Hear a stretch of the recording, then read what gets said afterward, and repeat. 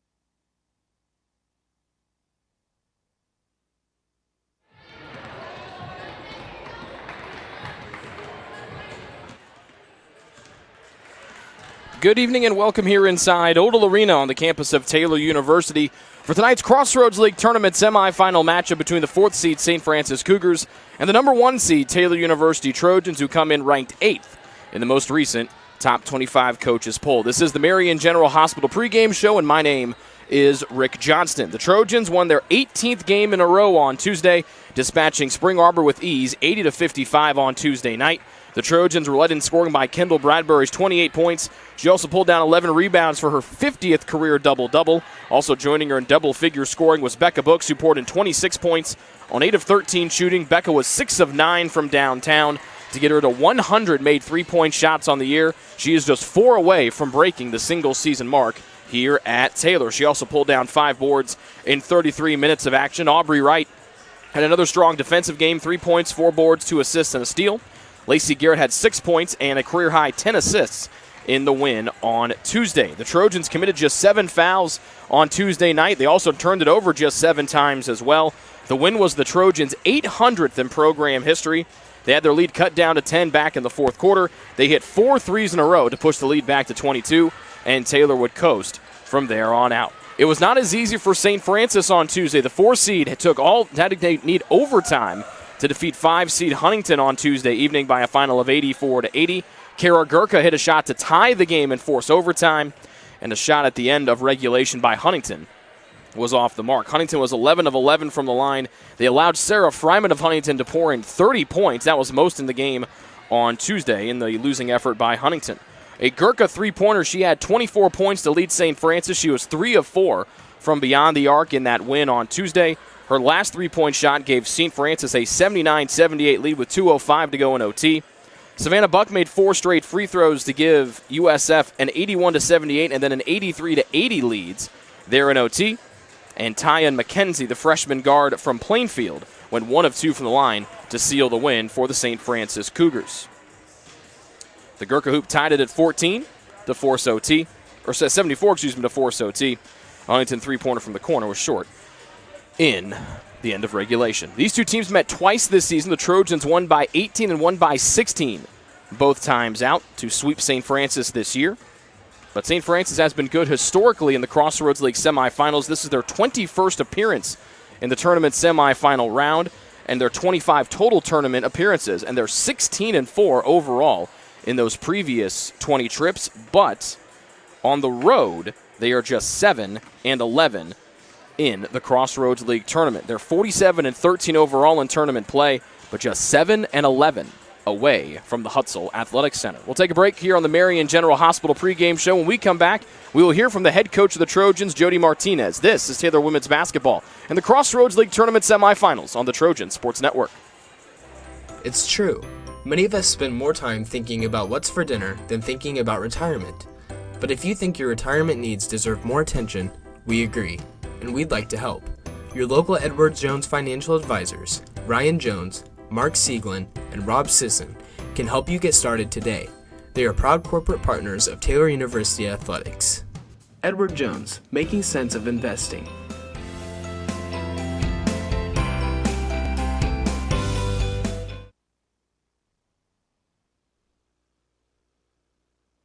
2, and 1. Back here on the Marion General Hospital pregame show, time to catch up with the head coach of the Taylor women's basketball team, Jody Martinez, before they take on St. Francis tonight in the Crossroads League Tournament Semifinals.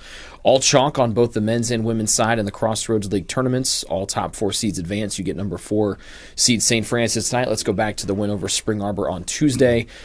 Big three-point shooting night again that really broke the game back open after SAU had cut it to 10 in the third quarter. How proud of you were you with your team's performance to reestablish that 20-point lead in the third quarter?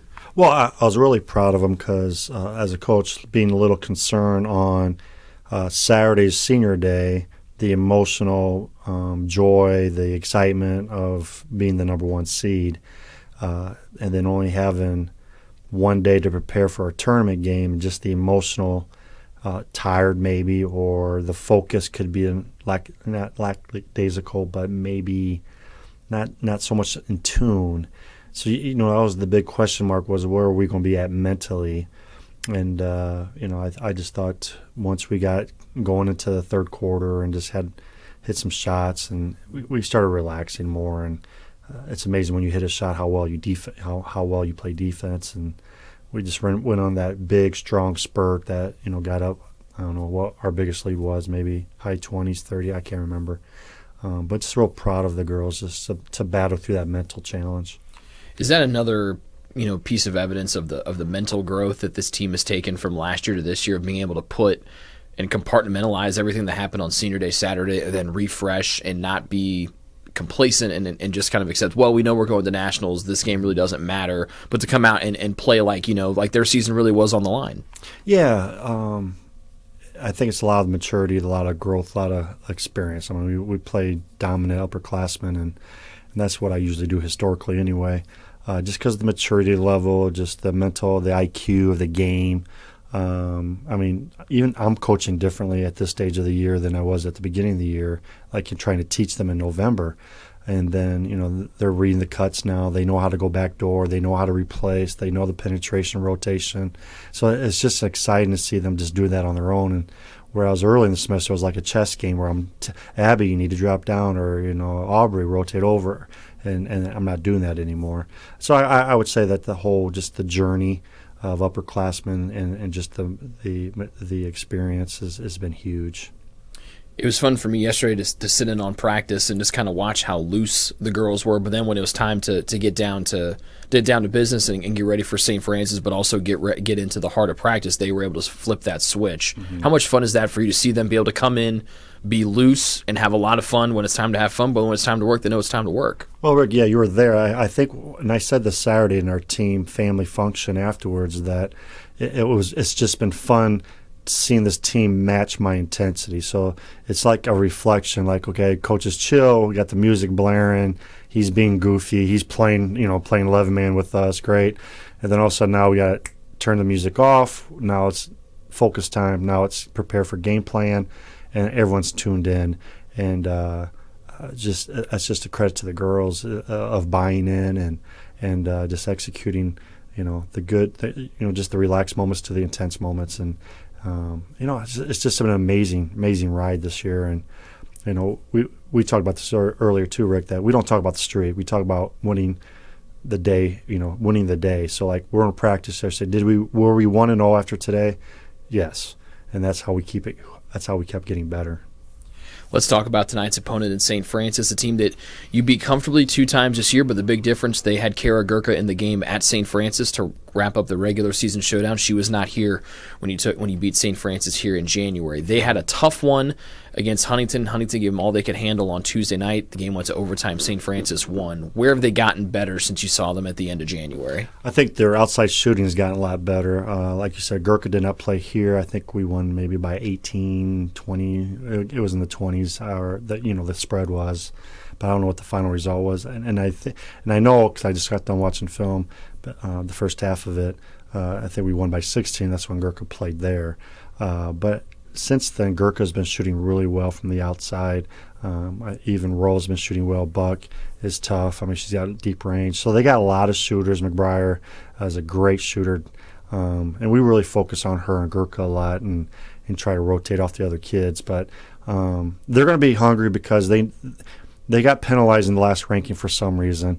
and they've dropped down to 30th. And so now it's desperation for them to even try to get to the tournament. And I think the biggest thing for them, they're going to have to win the tournament to go, unless there's another miracle in the last ranking. But I think it's unfortunate because they're so well-deserving of going out there. Last thing, how do you prepare your team for such a hungry club that's coming in here? And like you mentioned, their outside shooting has gotten so much better in the last month. So the record might not show it. And again, they have their struggles with Huntington at points on Tuesday, but they're a very dangerous team, and they could very easily come in here if everything is clicking for them and come away with a win tonight. How do you prepare your team for a team that knows that their season is hanging in the balance tonight? Right, you were at practice yesterday, so you heard me talk about, we have a target. We're the number 1 seed. Everyone's going to shoot for us. People have been shooting better from threes against us, even though we've been holding teams below their average defensively all second semester. They're gunning after us, and I think we have to keep our focus. It's the same speech, basically what I said when Wesleyan came here and tried to, avenge the loss at their place, and then Grace coming in here. If Grace would have won on senior day, they would have been the 4 seed. And so, we just got to say, hey, people are shooting for you. That's respect. And you just got to remind yourself how hard you work to get this number 1 seed. Just don't let some team come on your court and call it the end of the season. Even though we have national, in terms of no more home games. Mm-hmm. And so we have a lot to play for tonight. We have a lot to play for. 1 more home game. It's still, we want to have 2 more home games for the senior class.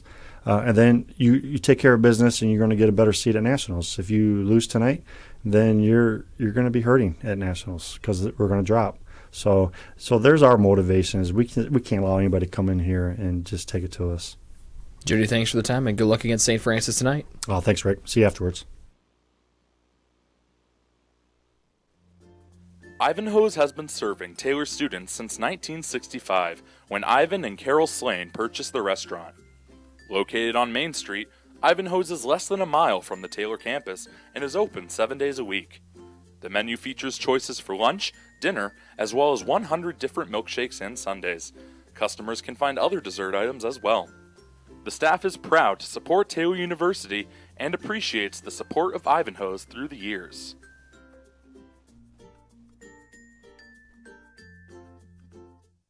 Your heart? Well, your heart is everything to you and your body. And its favorite place to be is home. Marion General Hospital has been named a nationally accredited chest pain center, which is the highest accomplishment in cardiovascular care. We are proud to provide our community with a team of cardiac experts throughout MGH.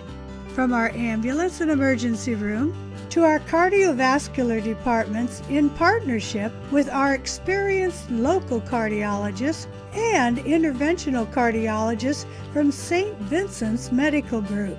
The same level of cardiovascular expertise in bigger cities at larger hospitals is available right here. Everyone has their expertise. At MGH, our expertise is your heart, bringing the best in the nation home to you. Your heart is in the right place at MGH. What limits you? Too small, too old, insecure, broken. You have no limits.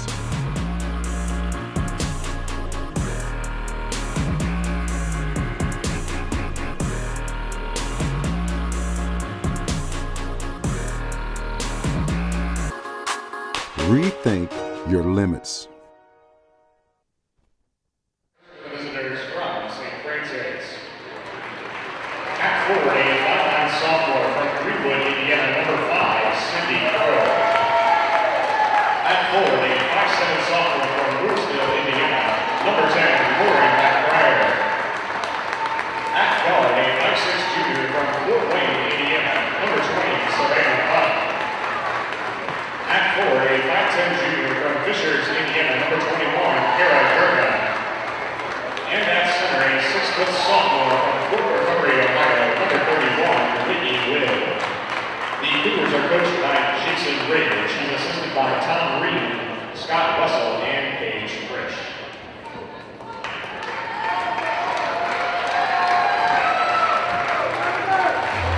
And now fans, get on your feet for the starting line for your Taylor Trojans. At guard, a 5'7" senior from Columbia City,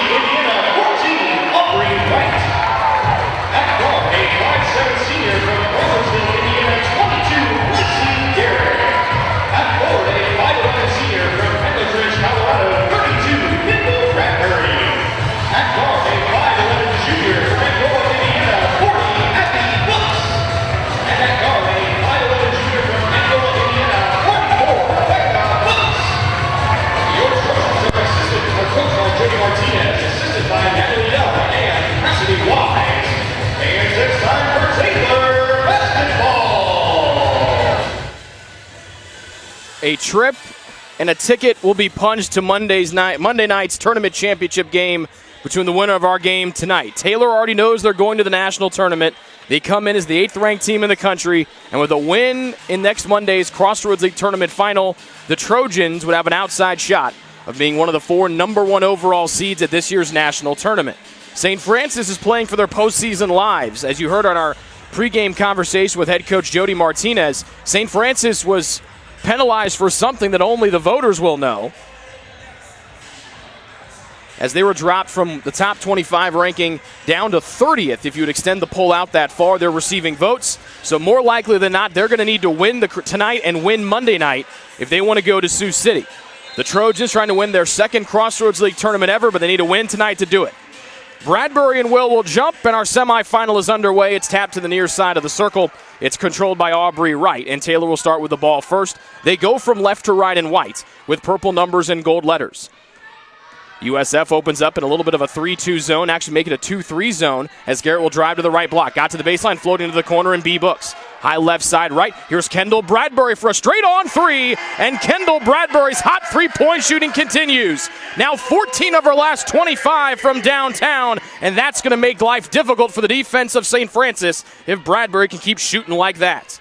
A perfect start for the Trojans, 3-0. And we'll see what USF can cook up on the defensive end as they're in black with blue numbers and white letters. Taylor opens up in a man-to-man defense. Left block, Gurkha, double team comes back out to Buck from the left corner. Cut off on the baseline by Aubrey Wright, outside to Crow with 7 to shoot. Left-hand drive, shot was blocked by Wright. The leading shot blocker for the Trojans, and the miss is hauled in by Kendall Bradbury. You could not have asked for a better start for the Trojans as here comes Garrett slithering to the cup, and she'll put it in with a right hand. A quick 5-0 burst for the Trojans just over a minute into quarter number 1. They have put their foot down here on the first 2 possessions. Buck will bounce to McBriar at the top. Garrett will trail her around a screen. Far side corner to Crow. She'll throw it all the way to Savannah Buck. On the near side, that was from Sydney Crow. Bouncing left block, Gurkha. Double team comes right. Back out to Buck. He fakes a 3. She'll try to bank it in left side. It barely got to the rim. And it's rebounded by the second time for Kendall Bradbury. 5-0 the Taylor start here early on. Abby Books open all night for a 3, but it's long off the back iron. It'll bounce out of bounds to the end of the St. Francis bench, and USF will get the ball back. That's the Trojans' first miss from the floor after getting a 3 and a slithery layup from Garrett on their second possession. Jason Ridge, the 4th-year head man for St. Francis. Jody Martinez in his 2nd season, leading the Taylor women's basketball team. Crow around a screen, deals off to Will, then off to Buck, their leader in assists. Back to the near side, McBriar. She almost stepped out of bounds on the near sideline, kept her foot in. Will pass him an open 3 and drive. Bumps with Bradbury. Right-hand shot short. Ball tapped out of bounds. Last touch by Gurkha of St. Francis.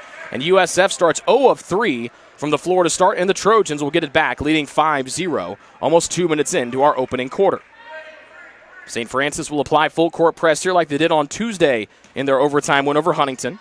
Wright will deal it back to where it came from. The Trojans quickly reverse it left side, and there's Lacey Garrett. She'll run away from 2 defenders, tiptoes the baseline. She'll find an open Aubrey Wright for a right wing 3. That one just a hair long. The Trojans were going back to the defensive end. Aubrey Wright was there. She was trying to go back to the defensive side, and the ball bounced out of bounds right where Aubrey shot it from. So Taylor hit their first 3 from the floor to start on their opening possession by Bradbury. The Trojans have missed their last 2, but they lead 5-0. Almost 2.5 minutes gone, quarter 1. Crow, with Abby Books trailing her, off to Gurkha into the near side, and Buck, their point guard. A hedge comes from B Books. Buck picks up the dribble and finds Whitney Will high right side. Crow around a screen. Bradbury hedges, now 10 to shoot. Near sideline Buck. Wright collapses and forces Buck to put it on the deck. 6 to shoot, now 5 in the paint. Gurkha kicks out right wing, open. Sydney Crow 3-ball, nope, back rim. Tapped around, and B Books has it knocked away, and Becca will gather it back in. An 0 for 4 start from the floor for St. Francis, and Taylor gallops the other way from left to right and white, leading 5-0, 3 minutes in. Garrett spins on McBriar, outside the arc, high left side to A Books, flings it near side to right. B Books claps for it, Gurkha collapses on her. B Books fires her first 3 of the night and hits that one right in Kara Gurkha's grill. First shot of the night for Becca goes down, and Taylor leads 8-0 on the 101st made 3-point basket by 44 in white this season. Gurkha right side circle, far sideline McBriar. USF 0 of 4 to start. Gurkha bangs with right, misses it. Weak side rebound lost. Gurkha got it back. She's blocked from behind by B Books. Gurkha gets the miss. Off balance lane is good off the glass. And finally, USF gets on the board over 3.5 minutes into this opening quarter. They trail 8-2, but the Trojans gave up a defensive rebound down low after stopping Gurkha initially on a block shot. B-Books up top gives off to A-Books. High left side, McBriar giving her plenty of space. Between the circles right, Buck defends in the man-to-man. 9 to shoot for TU. A-Books high left side, floats it into Bradbury, left block. Mismatch on Crow, missed the shot, tapped away by Gurkha. And Buck's the only one there for the rebound for USF. 4 minutes into the opening quarter, Crow trails, thought about a transition three, but Abby Books got right out there and put a left hand to deny the open look. Will to the near side, and Buck, as right fights through a screen for Taylor. Gurkha to the far sideline, McBriar, driving with a right hand, trying to get away with a shove, step back and hits one from the perimeter right, inside the arc. It looked like McBriar shucked Garrett away with the offhand, and after Taylor scored the first 8 points of the game, USF answers with 4 in a row. They've trimmed the deficit in half. Aubrey Wright, perimeter right. B-Books up top, out near the volleyball line now to Garrett. Buck defends her straight on, an interesting tactic. Mostly we've seen post players, the one guarding Garrett up top. Here's B-Books for her second triple. That one off target right. Knifing in was Abby, but she couldn't get the rebound. It was tapped into the hands of Gurkha for USF. They're on a 4-0 burst. They trail by 4. Gurkha trails, passes up an open three, got to the mid-post left, cut off by Bradbury. Will open for a three. She'll fire and miss it off the back rim. It'll bounce out of bounds to the far sideline. Will, now just 3 of 10 from downtown this season. First sub of the night is Dejanay Hinton for St. Francis. She replaces Sydney Crow as more students continue to file in here to Odell Arena. 8-4 the Taylor lead, 5 minutes gone here in quarter one. Taylor 3 of 6 from the floor, USF just 2 of 8. Garrett straight on, Buck giving her plenty of space. She'll double team Bradbury. Garrett will drive to the left wing. B-Books, catch and shoot three. She'll bank that one in off the high glass, and she'll jog back to the other end with a sly smile. 102 threes, but then Gurkha will beat her away as B-Books couldn't get back on the block right. 11-6 the Trojan advantage. 4.5 minutes remaining in quarter one. Now it's McBriar to guard Garrett. Buck will be the one defending right. Could not find Bradbury, straight on, now does. Long pass that Kendall hauls in. Right-hand drive, 3 defenders converge out to the near side arc and right. 9 to shoot, back to Bradbury, the shorter Buck defends. Bradbury up top, it's B-Books with 5. She'll drive with 4, backdoor cut, Bradbury, cutting it off was Buck and she'll intercept. First turnover by either team tonight as Buck will jog from right to left. She'll float it into Gurkha, bumped from behind by B-Books. And the foul goes on Becca. Her first and the team's first. 3:58 remaining here in quarter number one. Taylor up 11-6. They scored the first 8 points of the game tonight. Sydney Crow back in for USF. McBriar and will exit. And coming in for the first time is Tyon McKenzie. The Books twins exits. For Taylor, Haley Stratman and Lauren James make their first appearance here of the evening. Fresh 30 to work with, 3:58 remaining in quarter one. Buck will get in on the baseline to the left of the basket. Gurkha's shot blocked. That's the second one by Aubrey Wright tonight, and she'll save it in to Haley Stratman. 2 blocks for the Trojans' leading shot blocker, Aubrey Wright. James will bullet one off the fingertips of Bradbury, saved on the baseline by McKenzie as Bradbury was falling out of bounds. Still a 5-point Taylor lead. Buck will whip it down to Crow. James will foul her. That's a bad foul for James as she went right in and collided with Crow, who banks it in for 2. First bucket for Crow tonight, first foul on James. Team's second here in the quarter, and that draws USF to a thin 3. The closest they've been since they trailed 3-0 to start the contest off.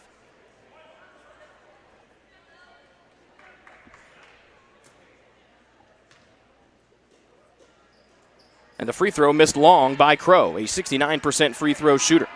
So Taylor avoids the and one here. They still lead by 3, 11-8. They've led by as many as 8, scoring the first 8 points of the contest. Bradbury right wing, chased off the arc by Hinton. Now coming to help is Hinton, James right side circle, looking Bradbury's way. She's got 3 defenders around her. Garrett swings it to the far side left and Aubrey Wright. Skipping through to James, she'll pass him an open 3. Drive down the lane with a right-hand floater will be too strong off the glass. It's tapped around and finally hauled in by Sydney Crow. Taylor 4 of 9 from the floor to start. USF just 4 of 12. They're 0 of 3 from downtown.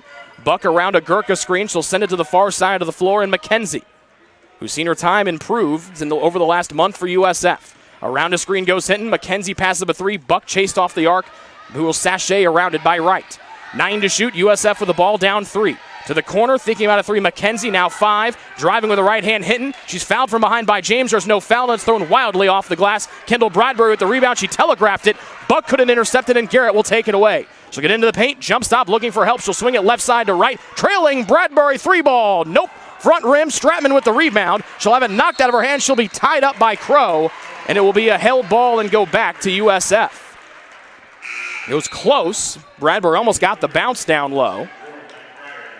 Garrett out, Abby Books in. Here comes Meredith Deckard for the first time. Kara Gurka and Savannah Buck exit for St. Francis. They bring back in McBriar and Will. So Garrett and Wright exit for the first time tonight. We'll set the lineups here on the fly. For USF, who has the ball, it's Whitney Will, Lauren McBriar, Tyon McKenzie, Dejanay Hinton, and Sydney Crow. The Trojans counter with Meredith Deckard, Abby Books, Haley Stratman, Lauren James, and Kendall Bradbury. 3-point deficit for USF with the ball. McBriar charges, right-hand floater, hits the front rim hard. It's tapped around, and McBriar gets it back, and she'll spin it in from the right side glass. 4 points for Lauren McBriar, and USF to within 1, the closest they've been since the game was scoreless. Full court press. Will deflects the pass from the near side corner out of bounds, and Taylor will keep the possession here on the baseline to our left. Sydney Huffman in for TU to spell James. Huffman more of a point guard, James more of a scoring guard. 27 to shoot. Bradbury far side of the floor to Huffman. And now USF will back off on the full court press with less than 2 to go in quarter 1.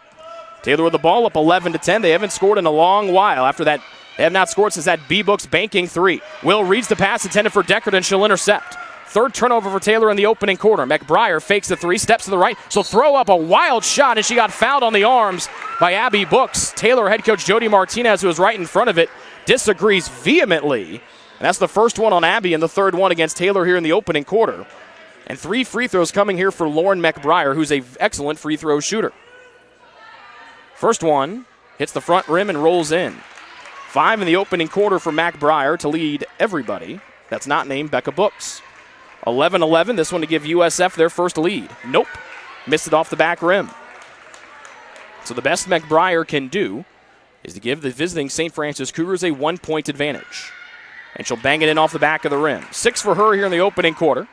And USF leads 12-11. Full court press by St. Francis. 1 dribble Huffman. Floating it high that Abby Books is able to haul in. Up the near sideline to Deckard, who brings it to the front court. She'll wheel in, find back. Here's the trailing Huffman for the lead. Nope, front rim short.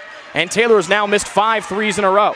Running up the far sideline, McKenzie, USF with the lead. McBriar, no one guards her, and she'll miss a 3 off the back heel. But a long rebound is galloped up by McKenzie of USF. Wright and B-Books will come back in for Taylor. McBriar drives left hand, swings it outside to Will, who's not a 3-point shooter. Stratman comes to hedge on Hinton. 67 seconds remain here in the opening quarter. McKenzie drives, gives off to Will. Near sideline, McBriar. Back to the screener and Will. Up top with 7 to shoot. Crow drives, left hand steps through, banged by Stratman. He'll roll off the rim and rebounded by Kendall Bradbury, and Taylor looks for a foul on the All-American. Huffman up the near sideline, spinning away is Abby Books to the corner, and Stratman on the near side. Low pass will go out of bounds, but an off-ball foul is called against Whitney Will, who fouled Bradbury from behind as Kendall beat her down the floor. First on Will, first one against USF. Huffman out along with Stratman. B-Books and Wright back in for Taylor. Hinton and McKenzie out for USF. Gurka and Buck back in for St. Francis. Deckard will get it in, fresh 30 to work with. Taylor with the ball, trailing for the first time tonight, down 12-11.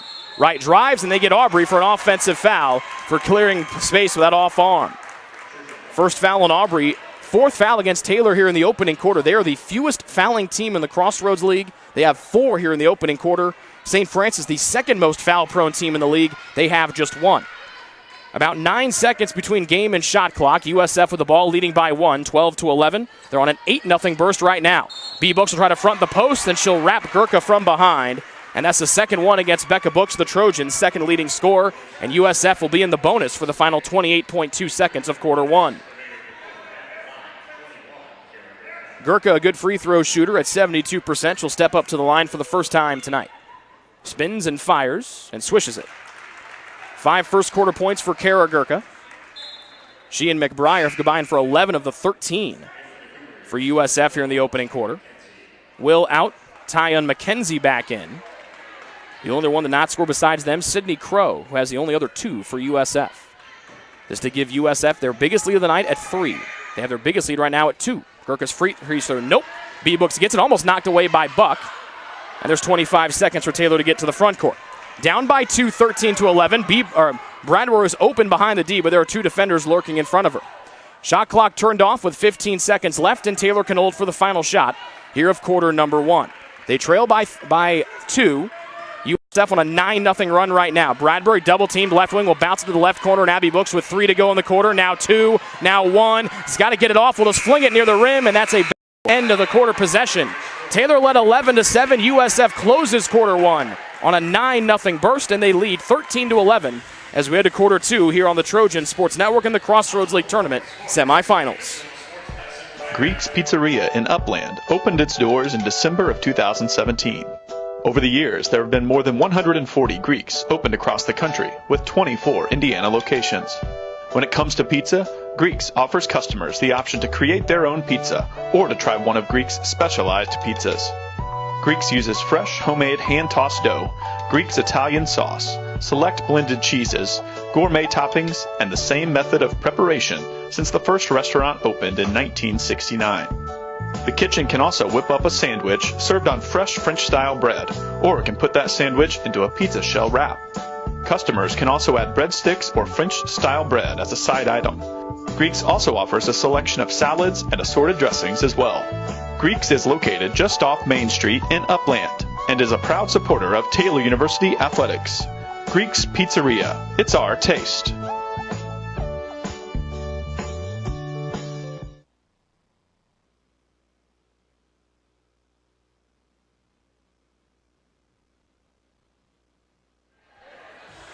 Shooting at a premium there in that opening quarter. USF 29% from the field, 0 of 4 from 3, but they outscored Taylor at the line by 3, 3-6. Taylor made 1 less field goal than St. Francis in the opening quarter. They were 4 for 11. Taylor was 3 of 8 from downtown, but they did not go to the line once. They come in averaging 6 more free throw attempts per game over their opponents, but they did not get to the line at all in the opening quarter. They also turned it over 4 times in quarter 1. No turnovers so far for St. Francis. They average about 15 turnovers a game. Taylor, the least turnover-prone team in league action. B-Books will skip it to the corner. A-Books for the lead back. No, off the front rim. Knocked in there. Buck has it sewn to the sky, and Aubrey Wright will haul in the miss. Here's B-Books faking and driving, stopping inside the arc. Opening possession here of quarter 2. Aubrey Wright for the lead. Her shot misses the rim and everything else. Buck will be double-teamed on the baseline, and she'll thread one through to Gurka. Taylor now 3 of 9 from behind the arc. And here comes USF with their opening possession. Will mid-post left, back outside to Buck. Aubrey Wright defends in the man-to-man. St. Francis from right to left in black. McBriar turns the corner, and she'll give it off to the near sideline around the arc. It goes to Crow. High right side, Gurka. USF using plenty of shot clock here. It's down to 7. Up top, Will, 0 of 1 from 3 tonight, and now 0 of 2. Is that one too strong? Will, just a 33% three-point shooter coming in. She's now 3 of 11. Both teams empty on the opening possession of quarter 2. And Taylor with the ball down by a deuce, 13-11. They have not scored since Becca Book's three-point shot in the opening quarter with 4:47 to go in that stanza. She holds here around the arc. It's spun. Garrett defended by Will, the taller post player. She'll stop and start. Stop on the baseline outside to Bradbury with 7, with 6 to shoot. Spinning as Bradbury muscling in. She'll drive to the rim, and she'll get fouled on the aggressive take. First foul of the night against USF. Or their second one, excuse me. First one here in the quarter. First one on McBriar. And Bradbury to the line for 2 to tie it.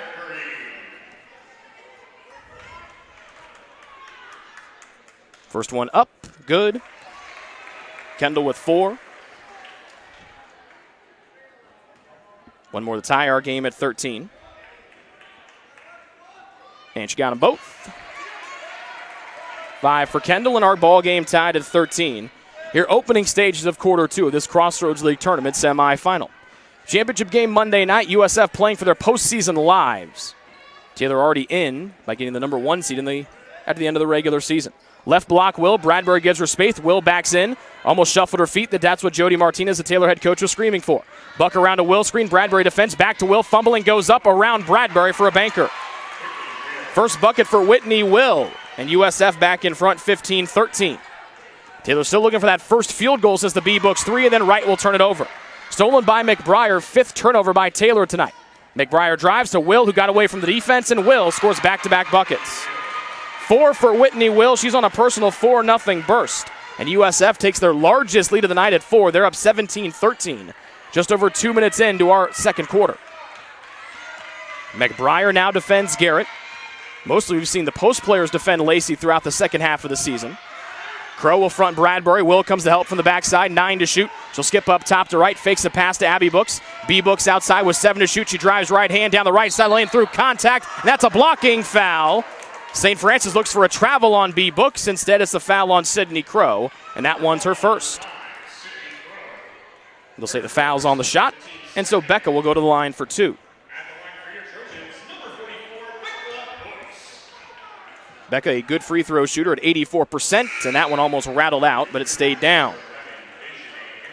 Dejanay Hinton in for USF. She replaces Crow.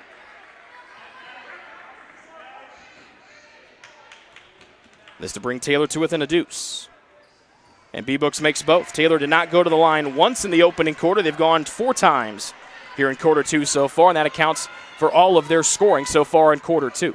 2.5 minutes into the second stanza, Gurka sets a near side screen that Garrett fights through. Will right side circle to the far sideline and Buck with USF leading by 2. Back to Will, right wing. Bradbury gives her space. She got to the baseline. Ball tapped away. Intercepted by Abby Books. There's the first USF turnover of the night. And Taylor will go from left to right and white, trying to tie or take the lead. Down 17-15. Garrett drives. She's bumped by Dejanay Hinton. That's her first. And after committing just 1 foul in the opening quarter, USF has committed 3. Here, 2 minutes and 57 seconds into the second frame. USF fans not happy across from us.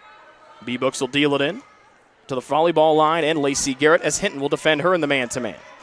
Near side arc right, McBriar defends. Bradbury up top, almost went back down the lane, stayed there and got the pass. Outside to Abby Books to give Taylor the lead back. No, halfway down, no, Aubrey Wright goes in and she'll be called for an over the back on Savannah Buck. That's the second foul against Aubrey Wright, the Trojans' best on-ball defender. Abby Books 0 of 3 from downtown to start. She came in 8 of 16 from 3 in her last 2 games. Taylor just 31% from the field. USF at 7 of 20. The difference right now, USF has made 3 more baskets than the Trojans. This ball deflected out of bounds by Wright. It'll stay with St. Francis. But Taylor's 3-point shooting, they've made 3. USF has made none, has kept them within striking distance. McBriar and Will out for St. Francis. Tyon McKenzie back in, along with Crow for St. Francis. Stratman and James make their first appearances of quarter 2. Hinton gets the ball in, and USF will work it around the arc. 3.5 minutes gone, quarter 2. USF leads 17-15. They've led by as many as 4. That came earlier in this quarter. Near side Buck, James defends. 5, now Buck will step back for a parking lot 3 that glances off the rim and right into the arms of Taylor's Kendall Bradbury. Garrett will race up the left side of the floor, back to the trailing Haley Stratman. Taylor again with the ball, an opportunity to tie or take the lead. They had Bradbury down low, but they couldn't find her. James wanted to whip it in there. Instead, she'll be defended by Buck on the near side arc. Back to James, right side for the lead on a 3. Yeah, baby, LJ way outside. And Taylor back in front by 1. As James dials it up from long distance. 18-17, Taylor back on top. Far side, Hinton. Stratman will fight around a screen. Hinton with a head of steam, kicks to the near side. And out of the hands of Buck, around the Gurka screen. Back to where it came from in McKenzie. She'll drive. Taylor looking for a travel that won't come. Driving baseline right, weaving in. She'll throw up a prayer. It'll dance off the rim, and James has it. The miss was by Hinton as she slalomed through white jersey defenders. 5:28 to go before the half comes to a close. Taylor leading by 1 after the James 3. She holds here. She'll skip over to Stratman on the far sideline in front of that USF bench.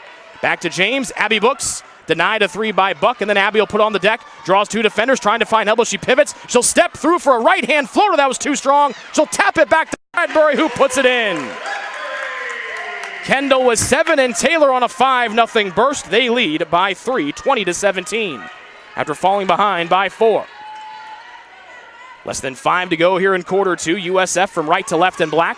Buck open, high right side. James didn't get out there in time, and Buck makes her pay. Buck just a 29% three-point shooter, but she's made now 48 on the year. And she drains her first one of the night for her first points. And that ties our game at 20 aside. 4:38 to go in quarter 2. A date in the Crossroads League Tournament Championship Monday night on the line here. Garrett between the circles. A low pass that Abby Books hauls in. Bradbury trying to get it. A skip pass near side deflected to Stratman and off to Garrett. Driving left hand, out to the open, Abby Books for a left corner rainbow three. That's missed, it's tapped away, and Buck is able to knife it away from taller Taylor defenders. Abby 0 of 4 to start from three-point range, Taylor 4 of 13. McKenzie hits the break, she'll bounce it back to the trailing Buck, who steps across the timeline. Gurka to the near side of the floor, and McKenzie. Game tied at 20. Around the screen goes Hinton. She'll float to McKenzie on the near side arc. Bradbury giving her plenty of space. 8 to shoot. Right wing Hinton, left-hand drive, spinning on Stratman. Trying to go up and under. Shot might have been blocked by Stratman. It dances off the rim. Tapped away to the out of bounds. Last touch, it'll go off of Lauren James's hand and stay with USF as Gurka played volleyball with it and kept the ball away from Taylor players. Abby Books out. Meredith Deckard in for TU. Gurka and Buck out. McBriar and Will back in for USF. They're out there with Crow, Hinton, and McKenzie. So Hinton and McKenzie, the only two non-starters out there right now for St. Francis. McBriar out around the screen. James switches. Right sideline, McKenzie. To Crow up top. Left-hand drive on James. Stops at the block and kicks it back up top. McKenzie back out to Crow. Left side circle. Near side of the floor, Hinton. Around the screen, James will switch. Back to the near side of the floor. Crow chased off the arc, driving in. She'll throw it, try to throw the weak side over the head of the intended target. McKenzie will switch it from 18 feet in the right corner. First point for McKenzie tonight. She's now 16 of 26 on the year from the floor. And USF back in front by a deuce. They counter the Taylor 5-0 run with a 5-0 jaunt of their own. Garrett down the left side of the lane, out to Deckard, a deadly three-point shooter, and she hits it, and Taylor back on top. So Deckard's first three of the night, the fifth one for TU. And the Trojans regain a 1-point lead. On the other end, Deckard she'll be called for the bump on the drive by Hinton. First one on Meredith, second one against Taylor in quarter two.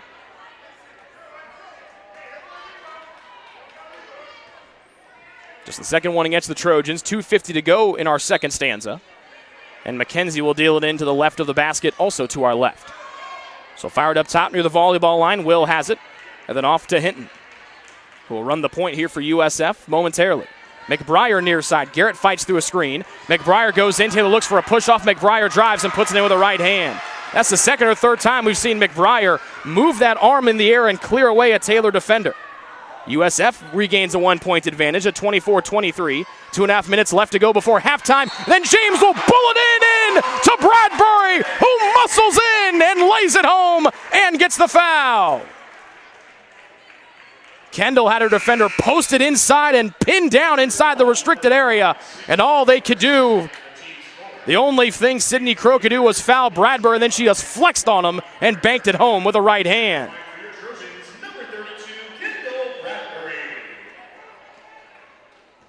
TU up by 1. We'll set the subs here in a moment. Free throw, good. You knew it was going in. 3 for Kendall. She's the first player in double figures with 10. And Taylor up by 2. So it's Buck, Gurka, Hinton, Will, and McBriar. The 5 out there for USF. They've got the ball. Will up and under on Bradbury. It hit the bottom of the rim. Garrett will slice in and poke the rebound away. And now Garrett off to the races. Left wing, Deckard for a 3. Yeah! What beautiful basketball by the Trojans. And Deckard, a hot shooter from the left wing. Back-to-back triples for Deckard, and Taylor opens up a 5-point lead at 29-24. Less than 2 to go here in the opening half. A beautiful transition play by the Trojans. Pass from Gurka, tipped. Will gets it back outside to Buck, and James will quickly collapse. Gurka thought about a 3. Stratman denies. Here's a fadeaway parking lot 3 from Buck that was dancing off the rim, and Bradbury has rebound number 8 tonight. Buck just 1 of 4. That one from almost 30 feet away. 93 seconds left. Garrett will wheel back near the timeline and slow it down. The Trojans nursing a 5-point lead at 29-24. Garrett to Deckard, right-hand drive. She'll bounce it into Bradbury. It was knocked away. Last touched by St. Francis, as there are at least 2 defenders around Kendall Bradbury every time the Trojans even look in the All-Americans' general direction. 12 to go in half one. Deckard will get it in baseline right on the bat hoop to the left. Pass was tipped. Stratman got it back in as Will got her fingertips on it. 9 to shoot for the Trojans.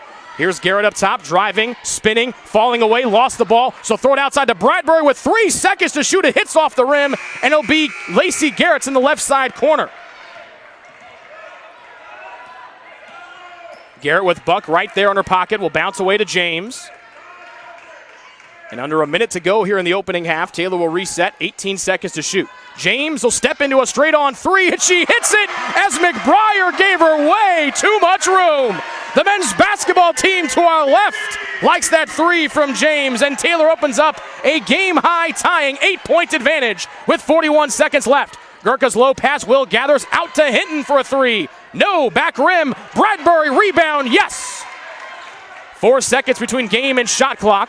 Bradbury will get it off to Garrett in the backcourt. She'll jog and almost saunter her way across the timeline. About 4 seconds between game and shot clock. Kendall Lardy with a double-double here in the opening half, 10 points and 10 rebounds. 7 to shoot.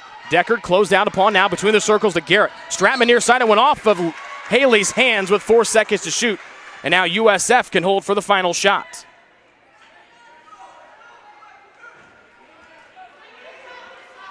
8 seconds remaining. USF with the ball down by 8. Buck around a screen, drives, stops in the mid-post right, near side, hitting before the horn. She'll get it from the left wing as Decker Ding closed out on Dejanay Hinton. Just a 31% three-point shooter, but after the Trojans threatened to take a 10-point lead to the locker room, USF hits a three from the left wing, and they only trail by 5 as we head to the break. Taylor trailed by 2 at the end of the opening quarter. They outscore USF 21-14 in quarter 2. And they lead 32-27 as we head to the locker room here on the Trojans Sports Network. Since opening in the late 1980s, the Maddox Family Dental Center has been focusing on providing the highest quality dental care for their patients. Children to adults can receive a full-service treatment to meet their dental needs. The Maddox Family Dental Center has 2 locations in Hartford City and Dunkirk and always welcomes new patients. The Maddox Family Dental Center, a proud corporate partner of Taylor University Athletics.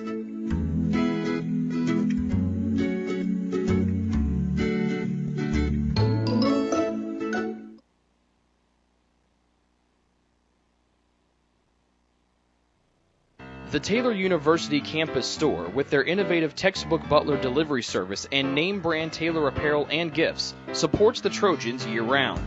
The campus store, powered by Tree of Life Books, is a proud corporate partner of TU Athletics. It's easy to find something to show off someone's TU pride with 2 campus locations, one in the Dome and one in the campus center near the food court. The store is also open 24/7 at TaylorCampusStore.com.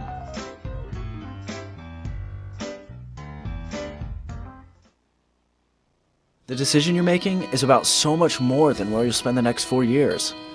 It's about how you'll live the next 40. So let me break down the Taylor University experience. We integrate faith and learning to become well-rounded, lifelong learners, while delivering a deeper knowledge of our specific areas of study. Whether you're producing award-winning films, building satellites for NASA, or preparing for a national ethics debate, Taylor will push you to excel in your field. But excellence isn't always about having the right answers. Sometimes it's about asking the right questions. Taylor is interdenominational. That means we can't always fall back on specific church doctrine to settle issues. We rely on scripture and the dynamic nature of iron sharpening iron to better know the God who's not afraid of our question.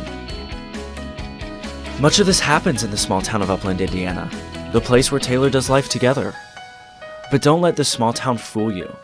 The schedule is packed with things to do, and through these activities, faculty, staff, and students become more than individuals occupying the same address. They become a community. But this community isn't limited to the campus. We travel, boy do we travel. We are ranked as one of the top 10 schools in the country for overseas experiences. But it isn't just about the going. It's about the sharing of those experiences and being challenged by those who come to Upland as their international experience. Taylor is one of a few Christian colleges that expects all students to have a relationship with Jesus Christ. Now, this doesn't mean Taylor is a Christian Disneyland, full of cardboard cutout perfection. Taylor is full of real people with real problems, and living together can get kind of messy. But in that mess, we take Jesus' call from John 13 seriously. We practice picking up our towel and dealing with the mess in each other's lives. We're not here just to follow the rules for 4 years. Instead, we hope to learn to live authentic lives, calling each other to lives of meaning. Every day, our focus remains on the 40, not just the 4. We'd love to show you more about Taylor. Come visit. Sit in on a class, go to chapel, spend a night in a residence hall. Experience the difference for yourself.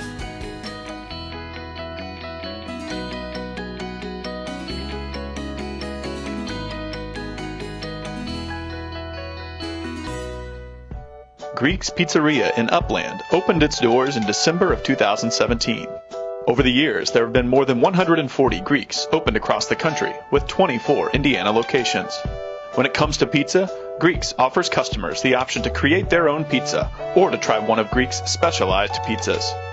Greeks uses fresh, homemade, hand-tossed dough, Greek's Italian sauce, select blended cheeses, gourmet toppings, and the same method of preparation since the first restaurant opened in 1969.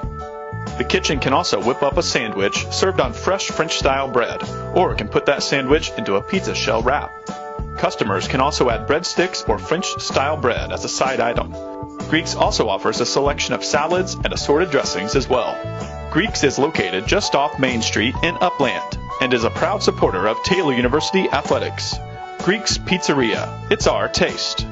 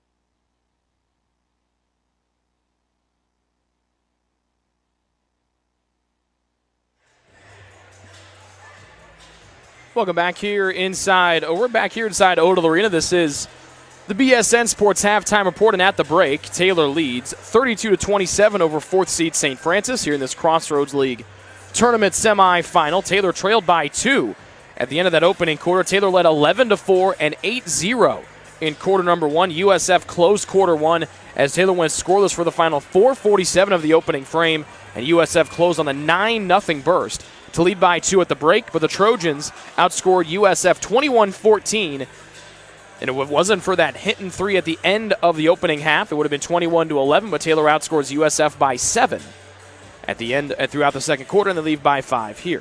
Taylor shooting 44% from the floor. They're 10 of 23, 7 of 17 from downtown. They were 4 of 9 from 3 in that second quarter, and they went 5 of 5 from the line after not attempting a single free throw in quarter 1. For St. Francis, they shot 37% from the floor, just 2 of 10 from three-point range, and they were 3 of 6 at the line. Taylor had the only double-figure score in that opening half. It was Kendall Bradbury with 10. I gave her credit for 1 extra rebound. She only has 9 in the opening half, so 1 more would give her her 51st career double-double.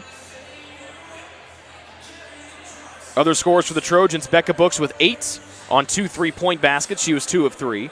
Meredith Deckard and Lauren James each came off the bench to hit 2 threes in the second quarter for all 6 of their points. Only other score for the Trojans, Lacey Garrett, who had 2. Aubrey Wright, 0 of 2 from the floor, also from behind the arc. She only played just over 11 and a half minutes because she picked up 2 fouls in the opening half. Abby Books, no points, 0 of 5 from the field, 0 of 4 beyond the arc. And then off the bench, Haley Stratman and Sydney Huffman, no points. Huffman took the only shot between the two. For USF, they were led by their second leading scorer, Lauren McBriar, who had 8 points in that opening half, 3 of 5 shooting, 2 of 3 from the line, 0 of 1 from beyond the arc. Kara Gurka had 5, Whitney Will had 4, and she had all 4 of her points in a back-to-back stretch, which turned a Trojan lead. Let me see here. It turned a lead somewhere in, it might have been back in that first quarter to give USF the lead, or back in that second quarter. She had back-to-back hoops that was really keeping things going in USF's favor in that opening quarter, or the opening half, excuse me. Savannah Buck, 3 points, all in a 3-point basket. Dejanay Hinton had the 3 before the end of the half. Tyon McKenzie had 2, and Sydney Crow had 2 to round out the scoring for St. Francis. They've played 7 players, and all 7 have scored. Leading rebounder is Taylor's Kendall Bradbury with 9. The Trojans have out-rebounded USF 19-15.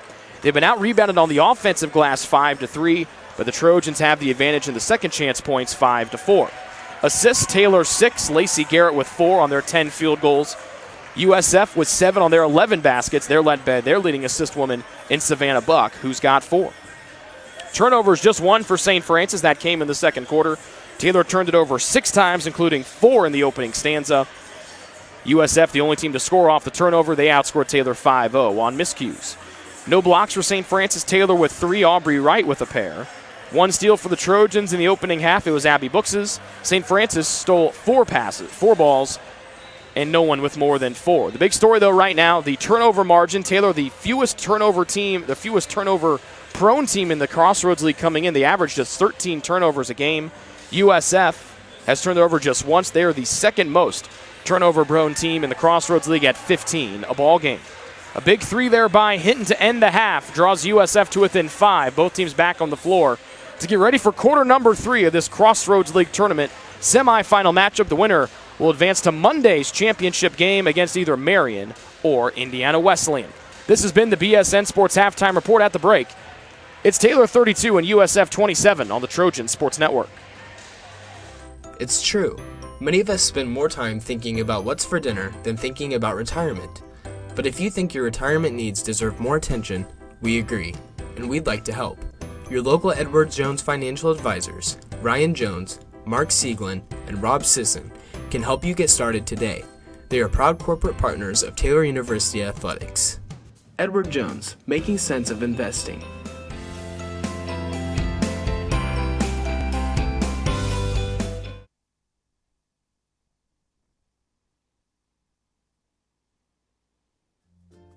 Ivanhoe's has been serving Taylor students since 1965, when Ivan and Carol Slane purchased the restaurant.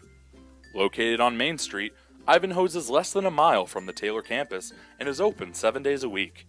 The menu features choices for lunch, dinner, as well as 100 different milkshakes and sundaes. Customers can find other dessert items as well. The staff is proud to support Taylor University and appreciates the support of Ivanhoe's through the years.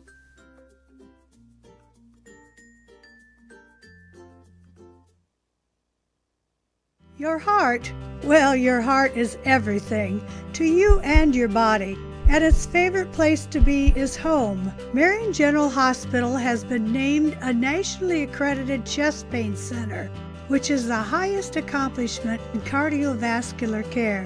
We are proud to provide our community with a team of cardiac experts throughout MGH. From our ambulance and emergency room to our cardiovascular departments, in partnership with our experienced local cardiologists and interventional cardiologists from St. Vincent's Medical Group. The same level of cardiovascular expertise in bigger cities at larger hospitals is available right here. Everyone has their expertise. At MGH, our expertise is your heart, bringing the best in the nation home to you. Your heart is in the right place at MGH. What limits you? Too small, too old, insecure, broken. You have no limits.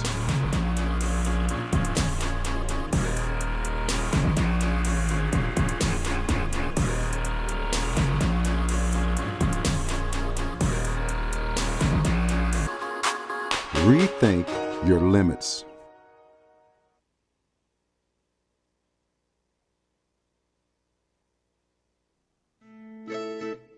Since opening in the late 1980s, the Maddox Family Dental Center has been focusing on providing the highest quality dental care for their patients.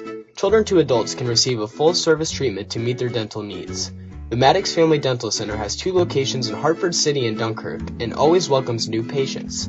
The Maddox Family Dental Center, a proud corporate partner of Taylor University Athletics.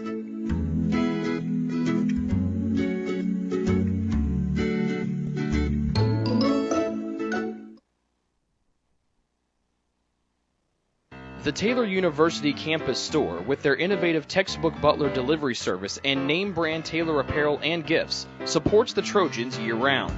The campus store, powered by Tree of Life Books, is a proud corporate partner of TU Athletics. It's easy to find something to show off someone's TU pride with 2 campus locations, one in the Dome and one in the campus center near the food court. The store is also open 24/7 at taylorcampusstore.com.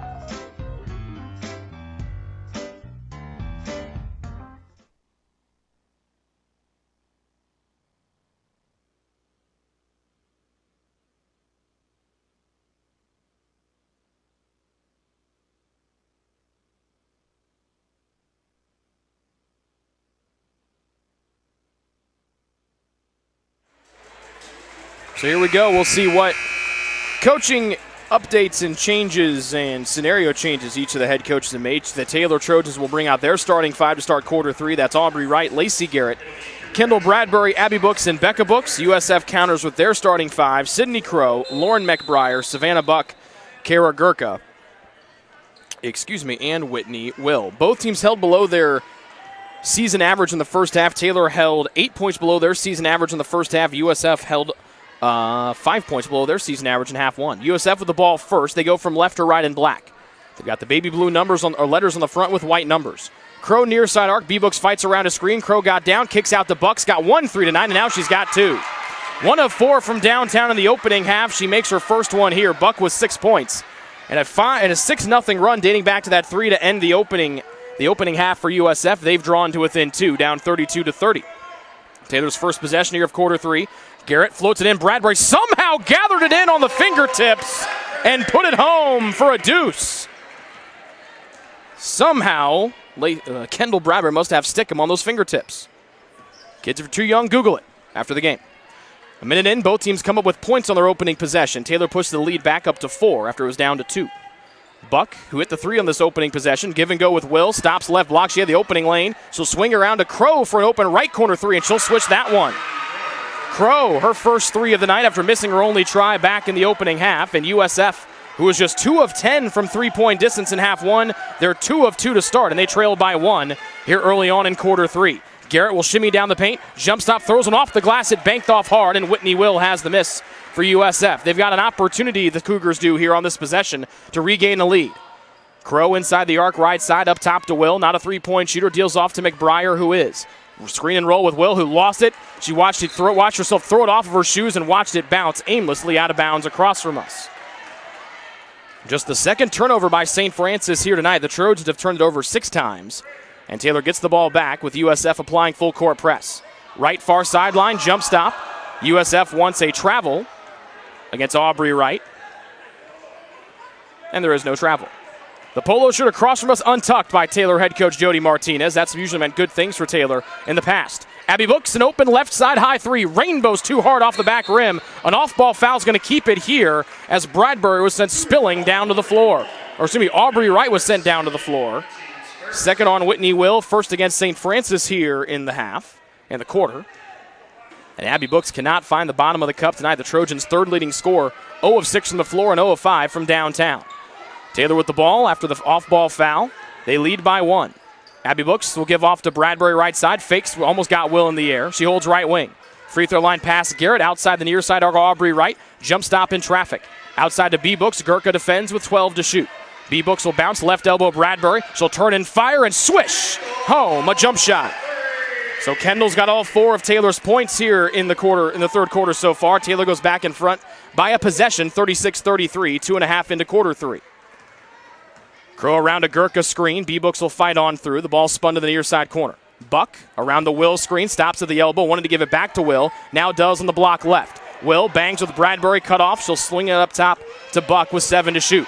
Buck, a right hand around the Gurka screen, driving and kicking near side Crow with 3 to the paint. A left hand runner before the horn, no good. Down low's Will. Her putback hits off the bottom of the rim. It's tapped around. It's tied up between Wright and Crow, and it's going to head back to the Trojans.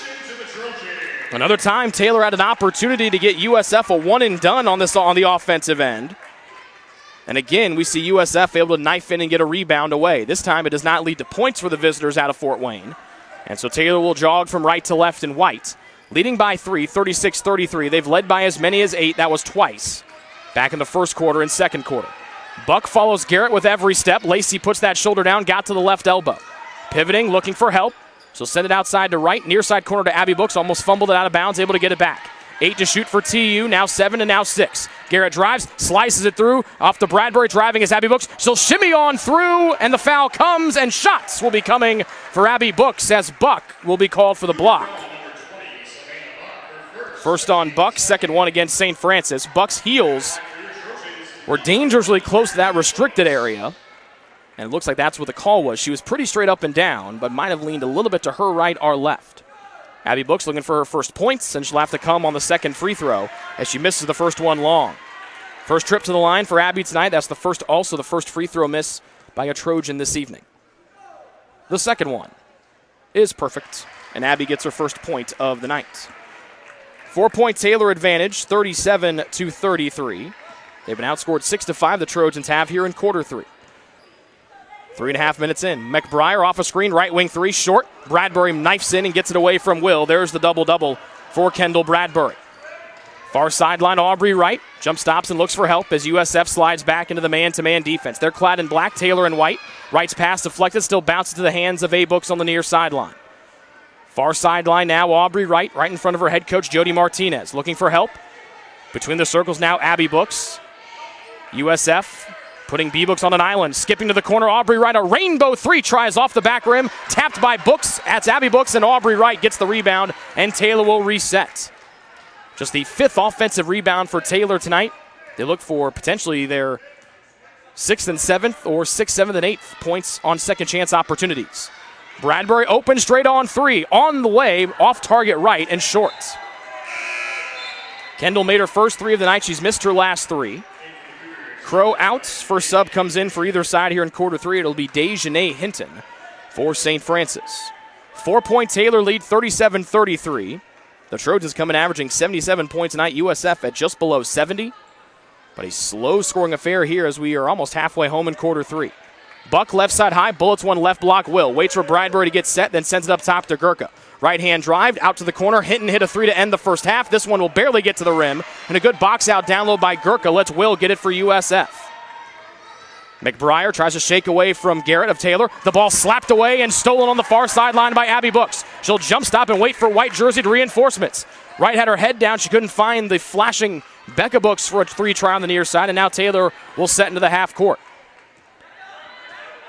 Just the 3rd turnover by St. Francis tonight. Taylor has yet to score a point off of the previous 2 USF miscues.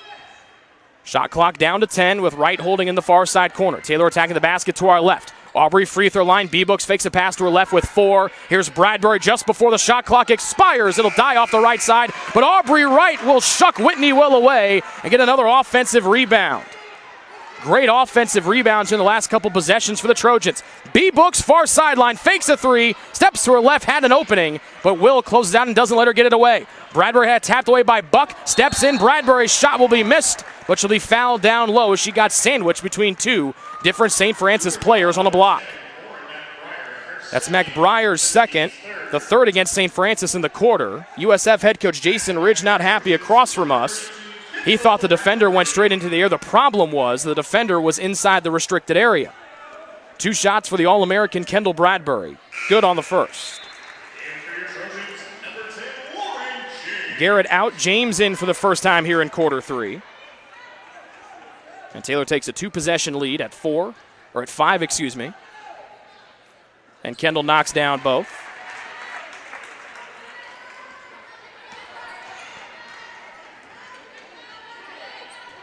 And Taylor up by 6, 39-33. Kendall with a game-high 14 points. Screen and roll, Gurka left block around the Books twins. Right-hand layup, good left side rim. First points for Gurka since quarter 1, and a quick timeout, a 30-second variety from St. Francis head coach Jason Ridge as Gurka got away from the Books twins. Taylor's lead down to 4, 39-35, 4:05 to go in the third on the Trojan Sports Network. What limits you? Too small, too old, insecure, broken. You have no limits.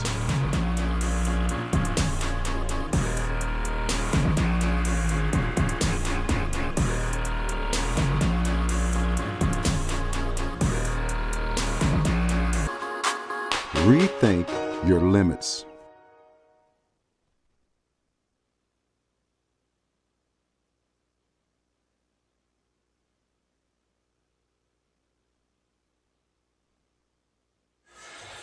That last field goal by USF was their first one since they had trimmed their deficit down to 1.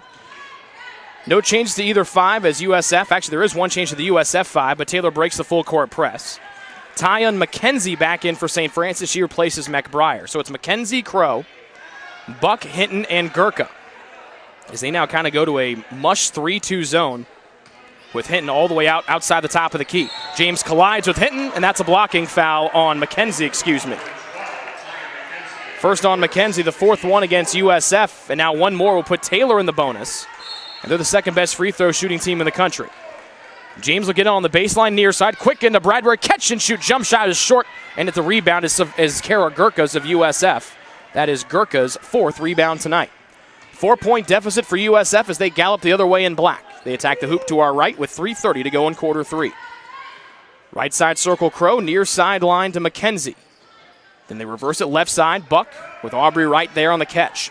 Wright will jump into the air and smack Buck's pass away. And now here's Aubrey Wright out and galloping. Right side, she'll angle in, jump stop. Here's the trailing Becca Books for a 3-ball. Halfway down and out. Abby Books gets it. She's mugged, and she'll keep the possession alive.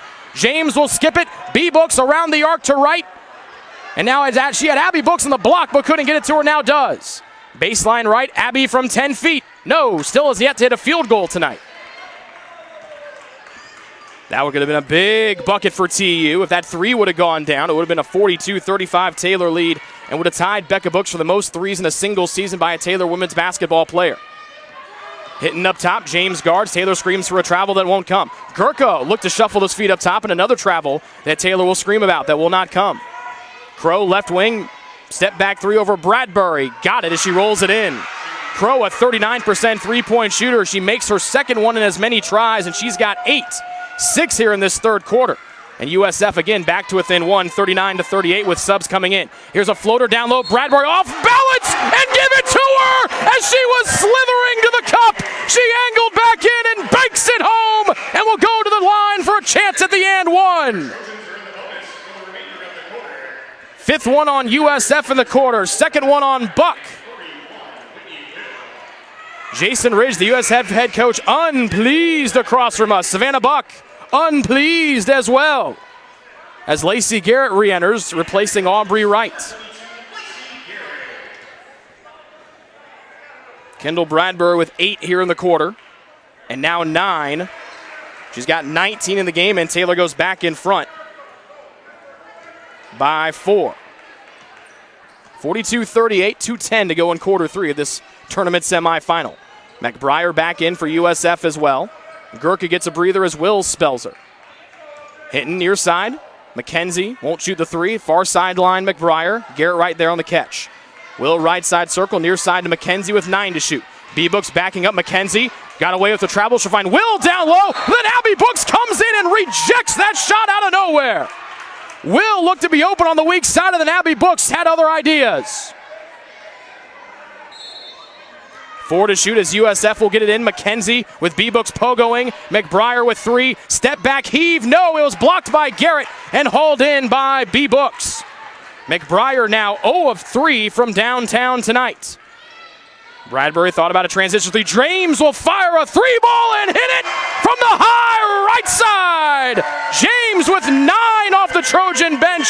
She's perfect from downtown, and Taylor goes up by 7. Mackenzie measuring. She won't pull the trigger from 3. Crow could, but she'll give off to the near side of McBriar, who's a deadly 3 shooter. To the corner and Hinton. James tracking her. Hinton spins away. Help comes B-Books. Ball knocked away, and they'll get Becca for the reach-in, as it looked like Becca came in and got the hands in there and got the ball clean. Third one on B-Books. First one on Taylor here in the quarter. Hinton and Mackenzie out. Buck and Gurka back in for USF. 1:11 to go in quarter 3. Buck will get it in near side, up top to McBriar. Shot clock resets. Back to Buck near side. James stares right at her.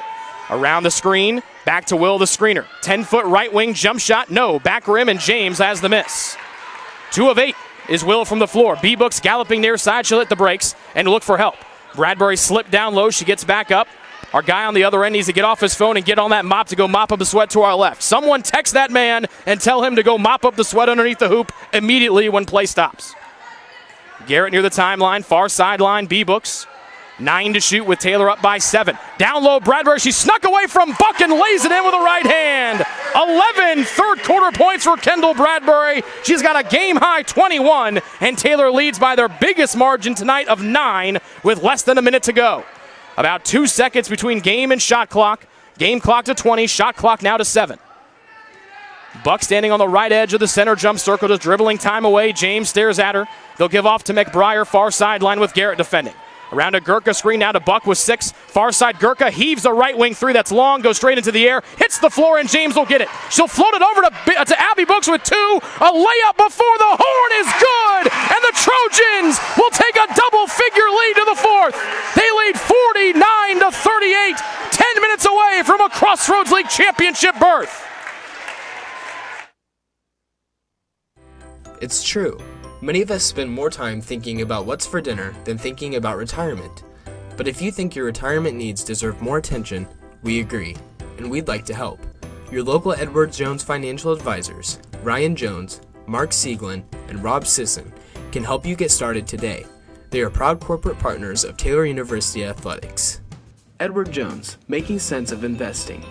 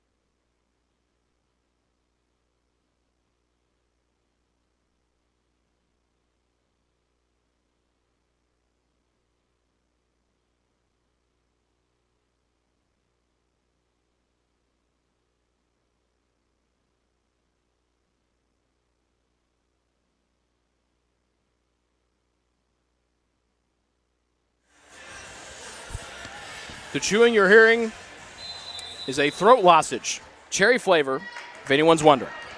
So I apologize for the chewing. We're underway here in the 4th. Starters back on the floor for both sides except James, the only non-starter out there for TU. She's played beautifully here tonight. Will, far side. She's missed 2 threes tonight. She'll circle around, puts that shoulder around, drives in. Bradbury got her left hand in there. The Taylor fans in front of us can't believe it. Looking for the Bradbury to get the block, or the Bradbury if you want. First on Kendall, first one against Taylor. Whitney Will to the line for 2. Will, first trip to the line tonight.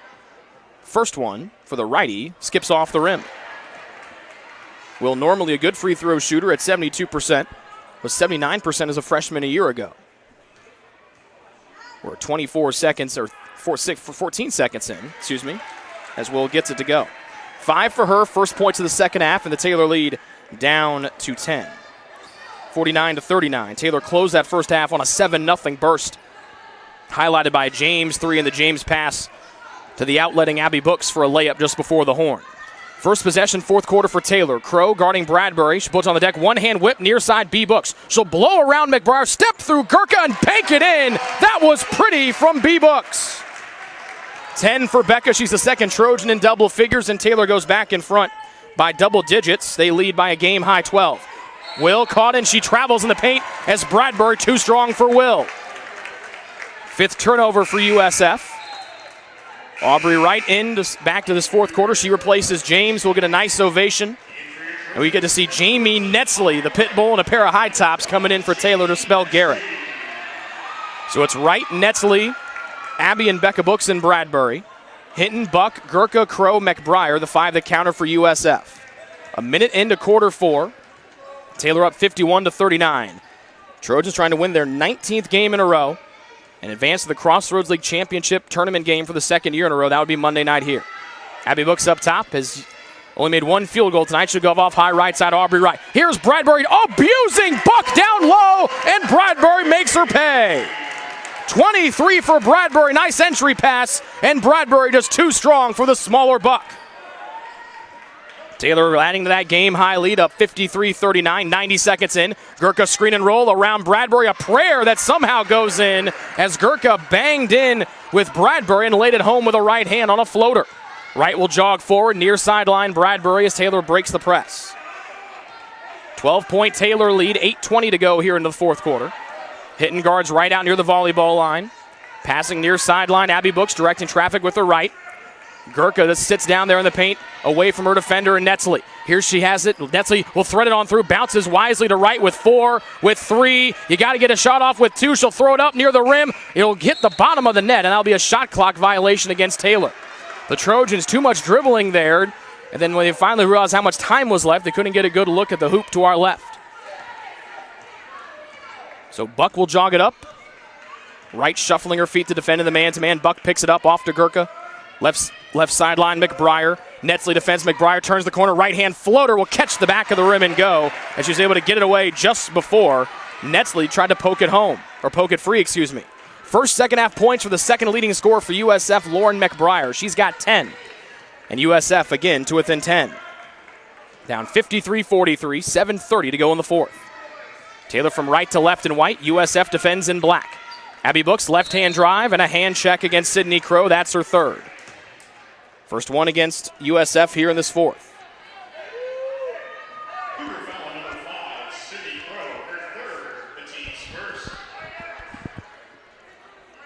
Aubrey Wright will get it in on the near baseline. 7:23 remaining in the fourth.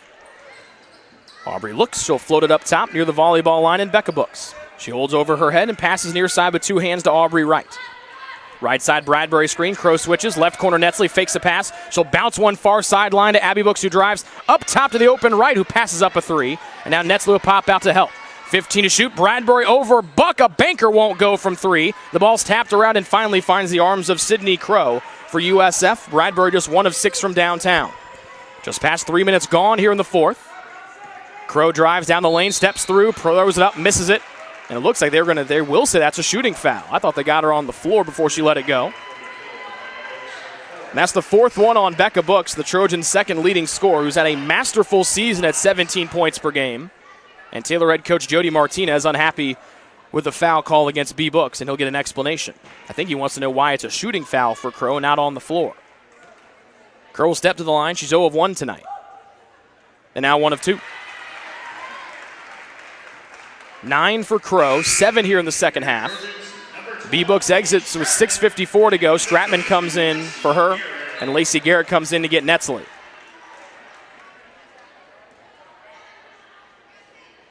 So we'll see how long B-Books has to stay on the bench with those 4 personal fouls. Crow makes both.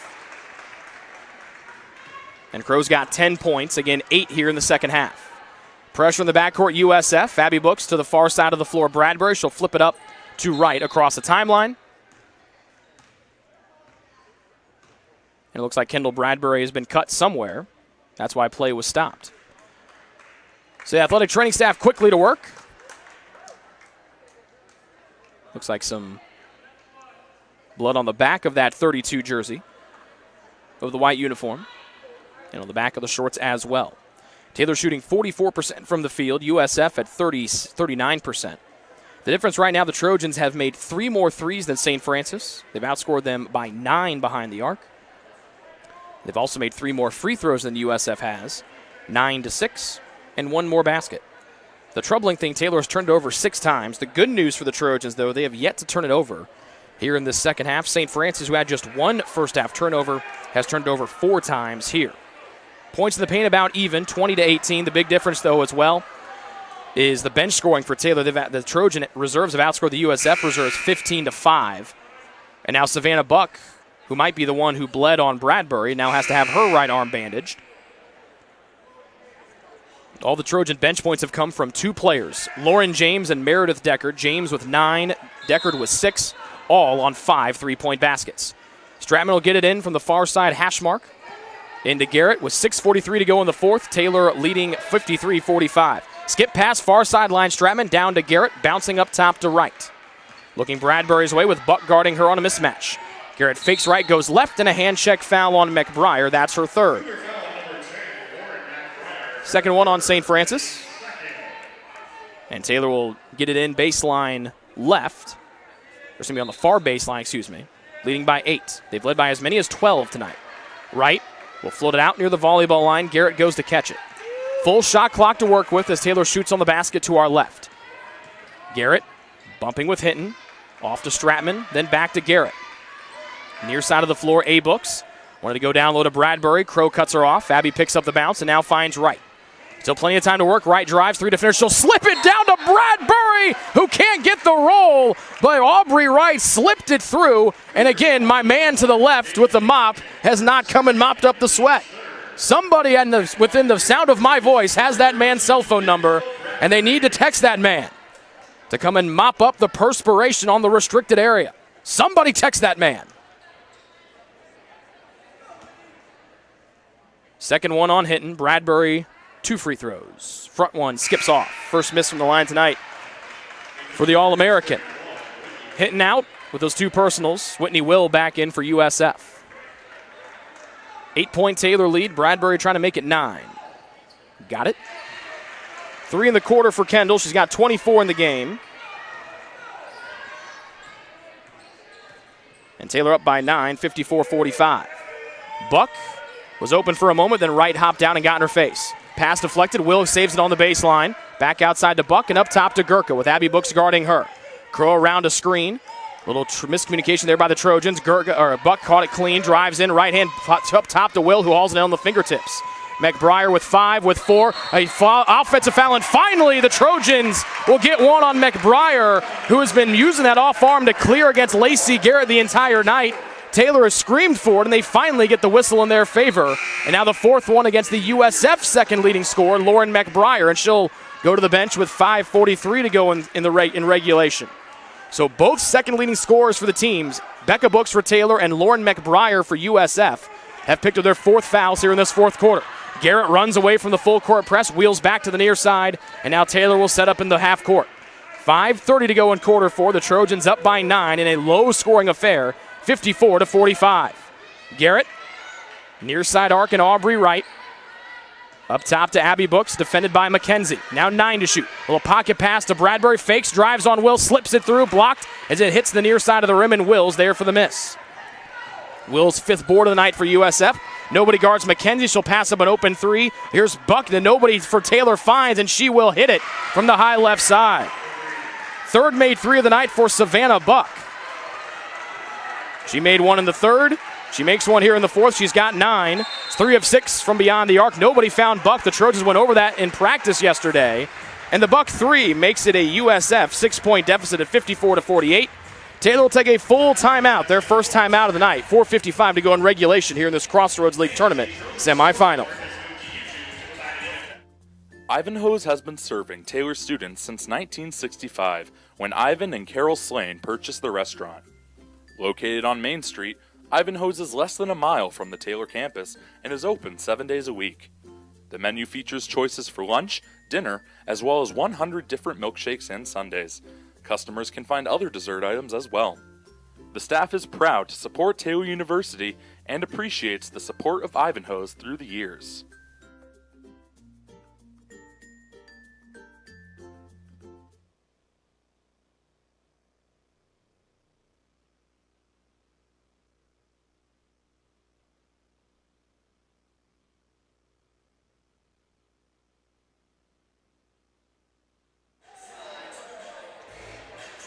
4:55 remaining in the fourth. At Dayton, Monday night's Crossroads League Tournament Championship game on the line. Taylor, the 8th-ranked team in the country and the number 1 overall seed in this year's Crossroads League Tournament. They know they're already going to nationals for the 2nd year in a row, but they really want that league tournament title bad. USF fighting for their postseason lives. They're outside the top 25, 30th if the poll extended that far. They need a win tonight and most likely a win on Monday, to get to nationals for the first time in a handful of years. So B-Book's back in for Taylor. She'll inbound at far sideline. She's got to be careful playing with those 4 personals. That's the only change to the Trojan lineup as the 5 starters on the floor for TU. Buck, Gurka, McKenzie, Crow, and Will, the 5 out there for USF as McBriar on the bench for them with the 4 personals as well. Now 9 to shoot for TU. Garrett drives on Gurka. Down to the cutting Abby Books. Wide open lane, and she'll lay it in. It looked like the Trojans almost got caught as Garrett almost got caught in the paint, but she found Books who lays it in, and a great play out of the timeout. And Taylor goes up by 8 with 4:25 to go here in the fourth. Near side to Buck, around a Will screen into the paint. McKenzie not a 3-point shooter. Back to Buck, who is. She's hit both of her 3-point tries here in the second half. She holds on the right side circle with 9 to shoot. Right block, Will, trying to go up and under Bradbury straight up. Will missed it, and then Bradbury rips down the miss. Her 11th rebound, the most in the game and the most points with 24 for Kendall's 51st double-double of her career and the 16th of her senior campaign. Less than 4 to go in the fourth. The Trojans will run some clock here. McBriar waits to the scores table for USF. This place got so quiet you could hear exactly what Taylor head coach Jody Martinez wants his team to run.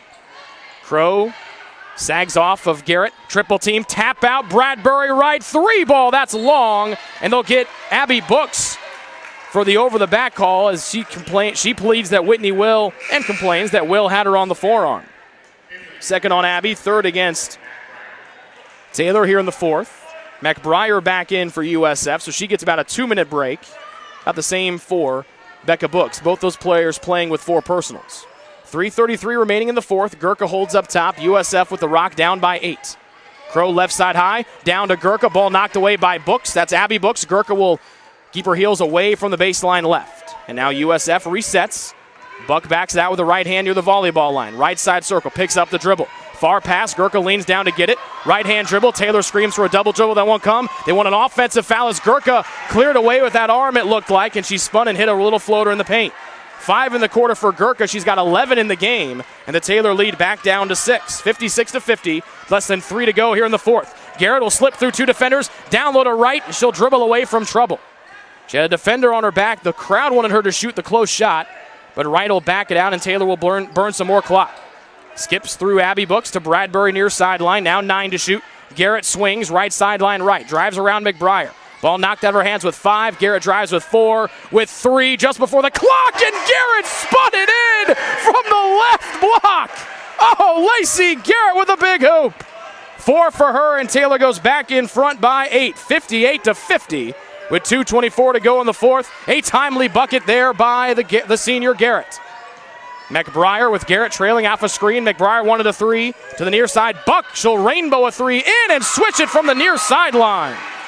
3 for 3 here in the second half for Savannah Buck. That thing was way outside with her heels on the near sideline.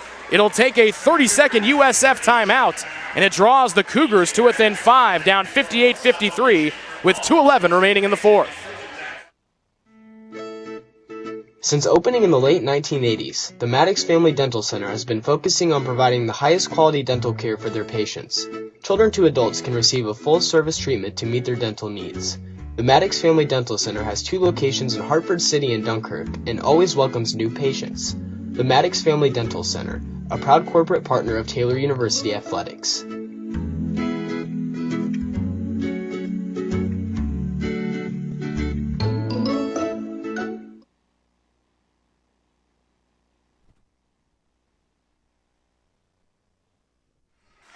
2:11 to go in the fourth. USF with 3 timeouts left. They'll apply full court press here. Bradbury up the floor. Wright caught it. McKenzie was there, and it'll go off of McKenzie as she took Wright down to the floor. Their legs collided. Wright lost her footing, and they'll say last touched by Tyon McKenzie of St. Francis.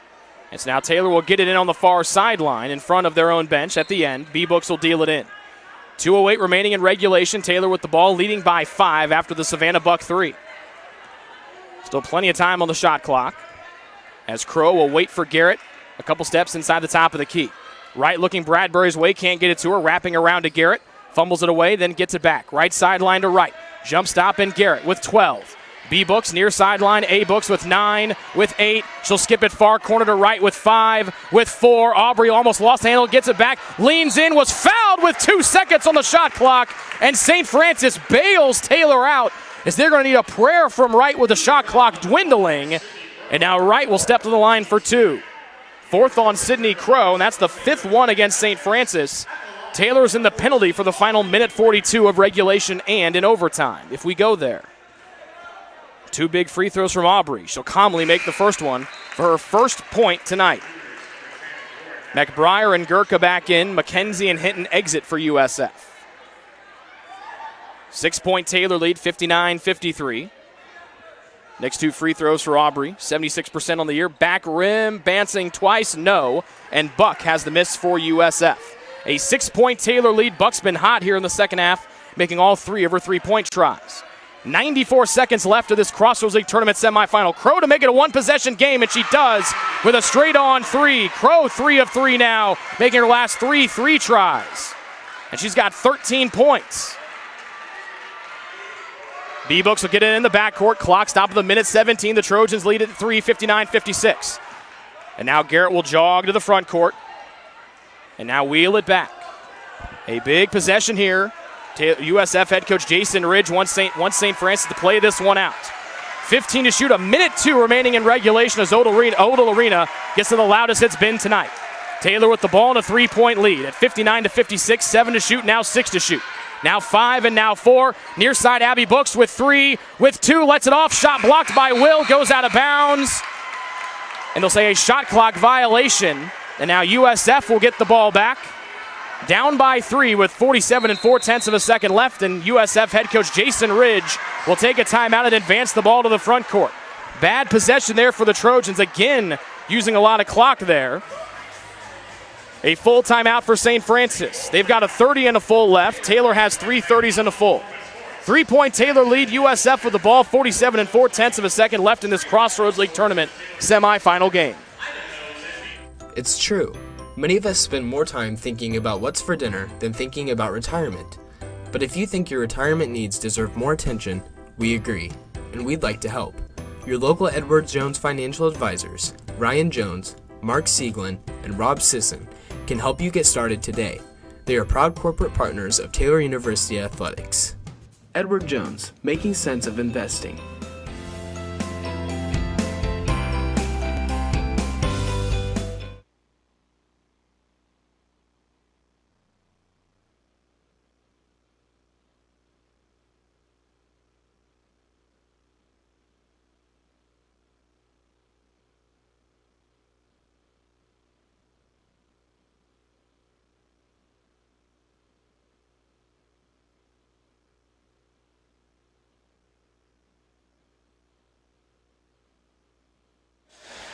St. Francis, who was 2 of 10 from beyond the arc in the opening half, they are 6 of 10 from beyond the arc here in this second half. Sydney Crow 3 for 3 after halftime. Savannah Buck is 4 of 7 overall, and she's 3 of 3 as well here in this second half. They're both on the floor right now, along with McBriar, who's also an excellent free throw shooter, Gurka and Will. 47.4 seconds left to go in the fourth.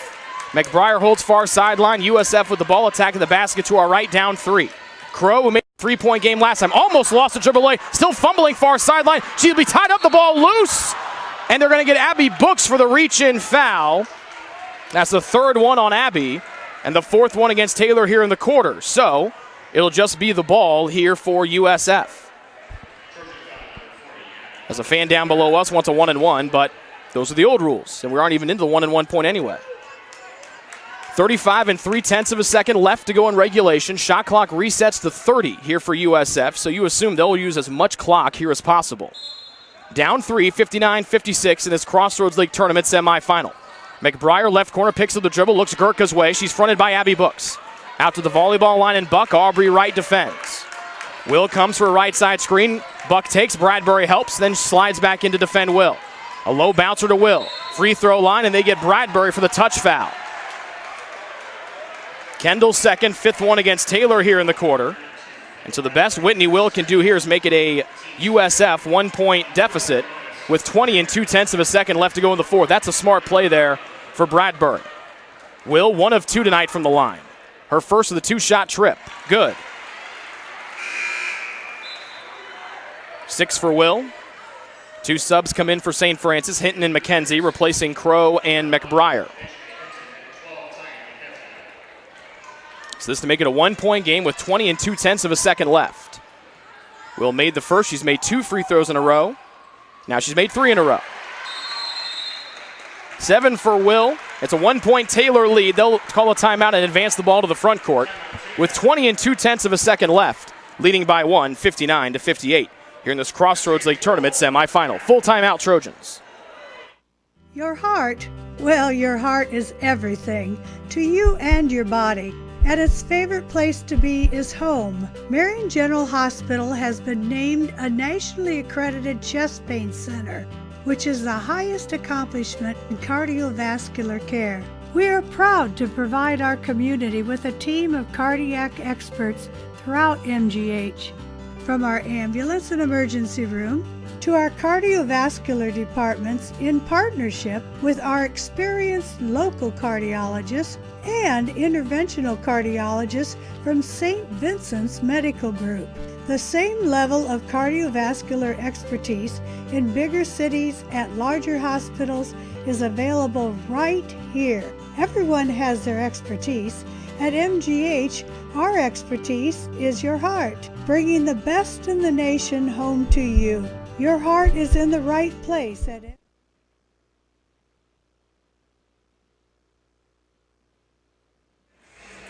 St. Francis has outscored Taylor 20-10 here in this fourth quarter. They've got some timely threes from Crow and Buck, who are perfect each, 3 of 3 from beyond the arc tonight here in the second half.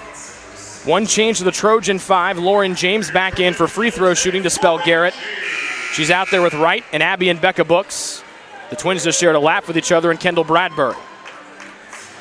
Will, Hinton, McKenzie, Gurka, and Buck, the 5 out there for USF. Gurka will guard the inbounds pass near sideline. Wright looking, will bounce it in near sideline to Abby Books. She's fouled immediately by Will. Third one on Will, and Abby Books will go to the line for 2. With 18 and 7/10 of a second left to go in the fourth, Taylor ahead by 1.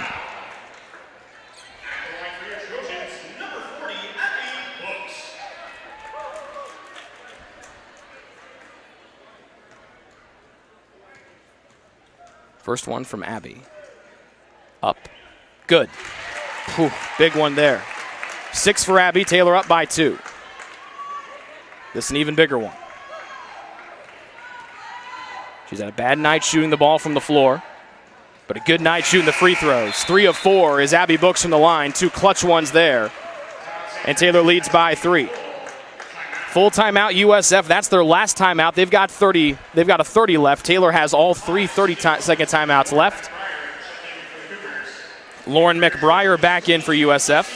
Lacey Garrett back in for defense for the Trojans as well. It'll be a full timeout. We'll take it with them. 18 and 7/10 of a second left to go fourth quarter. USF will have the ball in the front court, trailing by 3 for this Crossroads League Tournament Semifinal on the Trojan Sports Network. The Taylor University campus store, with their innovative textbook butler delivery service and name brand Taylor apparel and gifts, supports the Trojans year-round.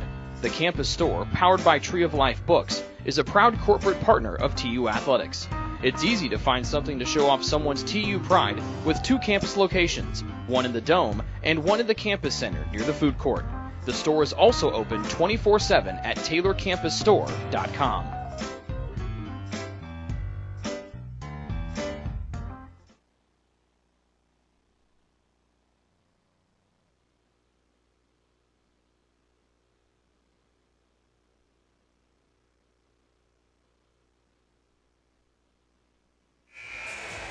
$18 and 7/10 of a second left to go in the fourth. USF has 1 timeout left.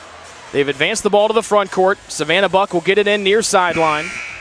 They have the ball trailing by 3. The winner moves on to the tournament championship Monday night. They get it into McBriar with Garrett defending. McBriar up top, Buck. Right side circle, far side to Will. 10 to shoot, and she traveled on the far sideline. Whitney Will travels on the far side of the floor, and Taylor will get the ball back, leading by 3 with 11 seconds left in regulation. Kendall Bradbury will call the timeout. They'll move the ball to the front court, and the absolute worst thing that St. Francis could have happen just happened. So now Taylor will get the ball in the front court with 11 seconds left, leading by 3. You know USF is going to foul. The travel by USF, and Whitney Will, the 7th of the night for USF, matches Taylor's 7 turnovers. So both teams well below their season average in turnovers per game.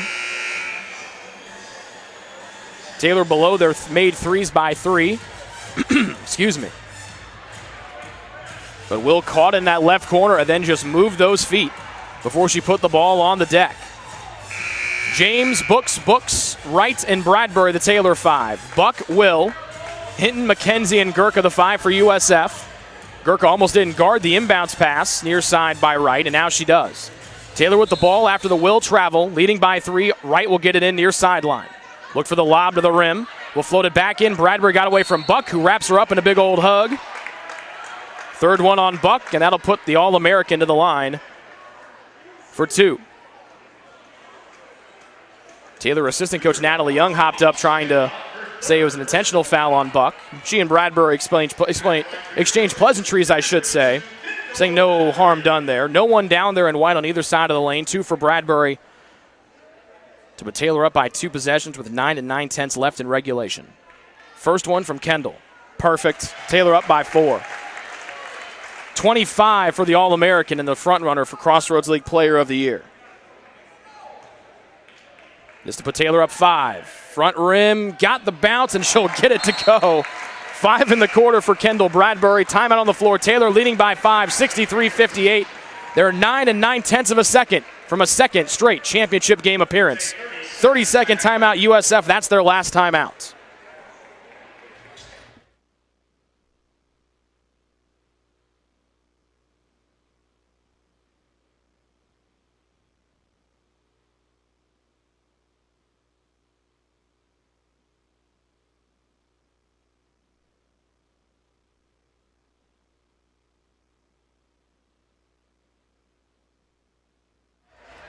So 9 9/10 of a second separate Taylor from their second straight Crossroads League Tournament game, championship game appearance. 5-point deficit for USF. McBriar back in. And she'll be the one to deal it in far sideline. The Will travel and the ensuing foul by Buck and the Bradbury free throws have given Taylor a 5-point advantage here, and USF is going to need a quick hoop with 8 seconds left. Driving Crow, no look. It goes between the legs of Will. That's a rough last 2 possessions for 31 in black. Timeout taken by the Trojans. They'll have 1 remaining to move it to the front court. Leading by 5 with 5 9/10 of a second left. Your heart just goes out to Whitney Will. The travel and then a low bounce pass that went right between the wickets.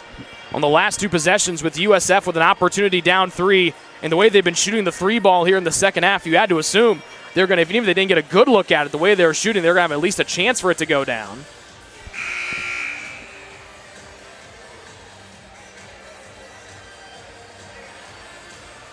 And so James has re-entered to spell Garrett. The other 4 remain the same. Wright, Abby and Becca Books, and Kendall Bradbury. No change to the 5 out there for USF. And again, just like she has the last 2 times down the floor for Taylor, Aubrey Wright will get it in on the near sideline. But the difference this time, Kara Gurka will not stand right in front of Wright. She'll stand off to Aubrey's left and our left. Aubrey gets it in to Becca Books. So dribble away from trouble. USF won't foul. The time will run out. And the Trojans will win tonight by a final of 63-58. And they're going back to the Crossroads League Tournament Championship game for the 2nd season in a row. We're going to come back and wrap this one up on the Ivanhoe's postgame show after this break here on the Trojan Sports Network.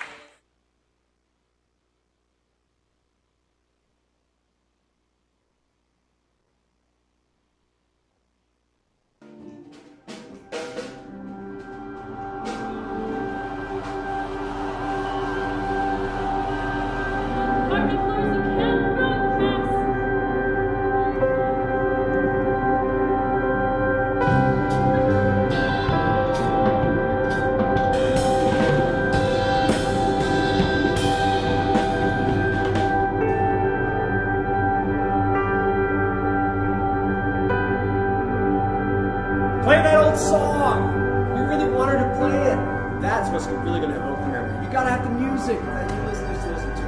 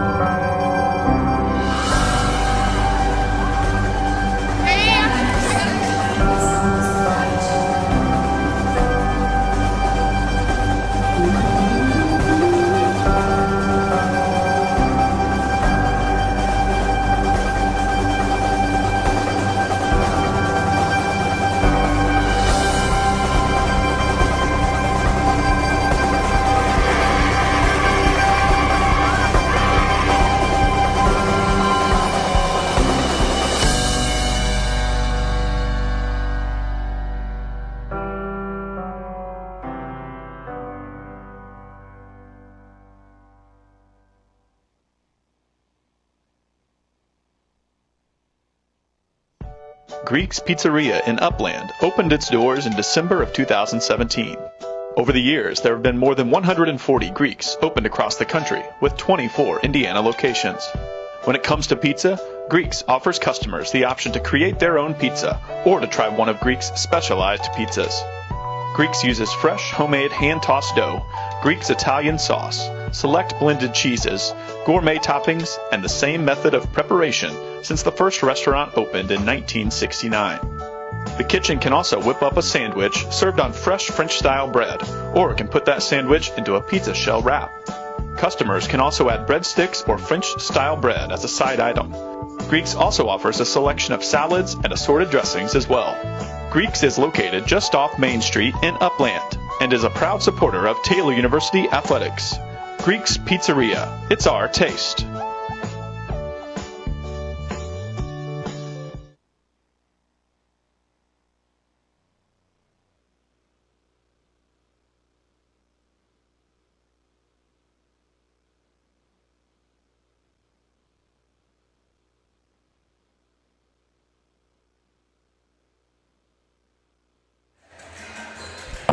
Well, Pharrell Williams' hit song Happy playing over the speakers here inside Odell Arena. That's a fitting tune as the Taylor fans and the women's basketball team very happy at the result tonight. The Trojans come away with a nail-biting win over St. Francis, winning tonight by a final of 63-58. The difference, the Trojans had their lead trimmed down to 1 at 59-58.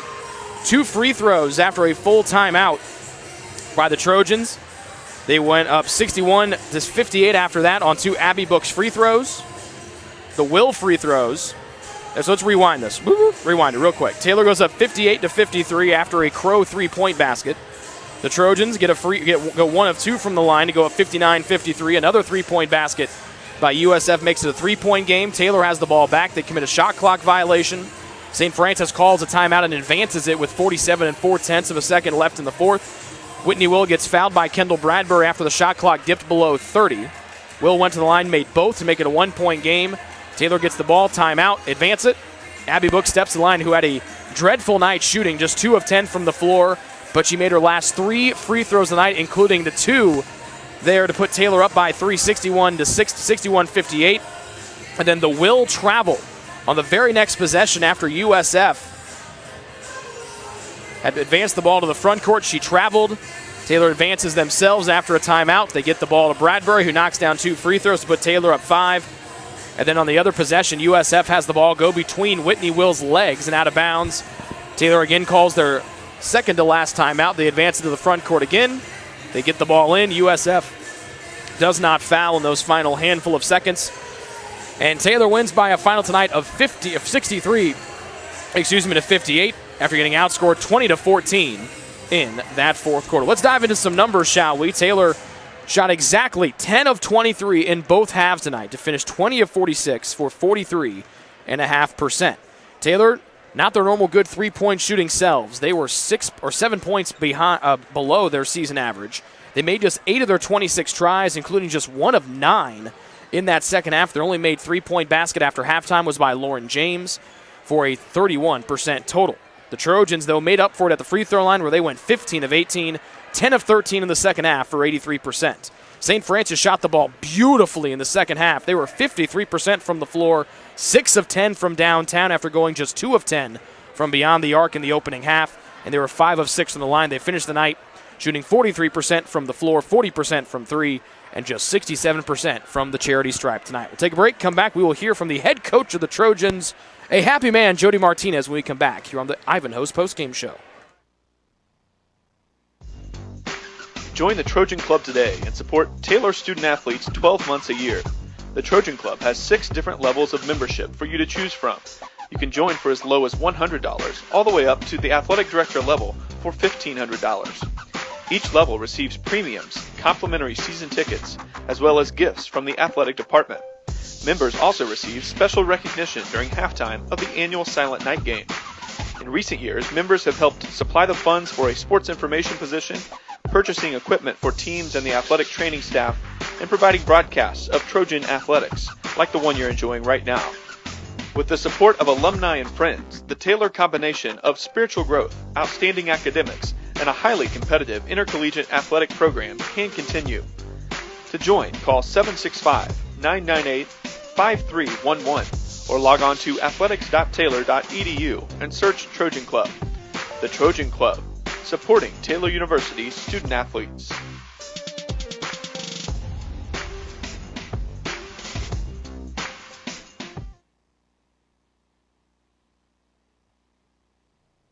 The Taylor University campus store, with their innovative textbook butler delivery service and name brand Taylor apparel and gifts, supports the Trojans year-round. The campus store, powered by Tree of Life Books, is a proud corporate partner of TU Athletics. It's easy to find something to show off someone's TU pride with 2 campus locations, one in the Dome and one in the campus center near the food court. The store is also open 24/7 at taylorcampusstore.com.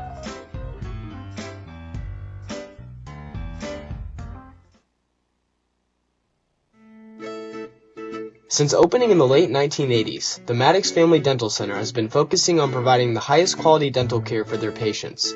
Children to adults can receive a full-service treatment to meet their dental needs. The Maddox Family Dental Center has 2 locations in Hartford City and Dunkirk and always welcomes new patients. The Maddox Family Dental Center, a proud corporate partner of Taylor University Athletics.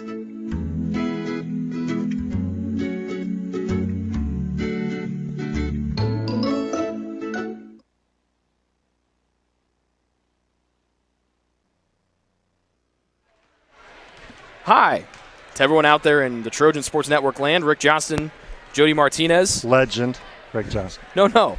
He's the legend. He's the one that rolls out of bed and gets 20 wins. Like I'm it's just nothing. old, man. I'm just old. You and me both.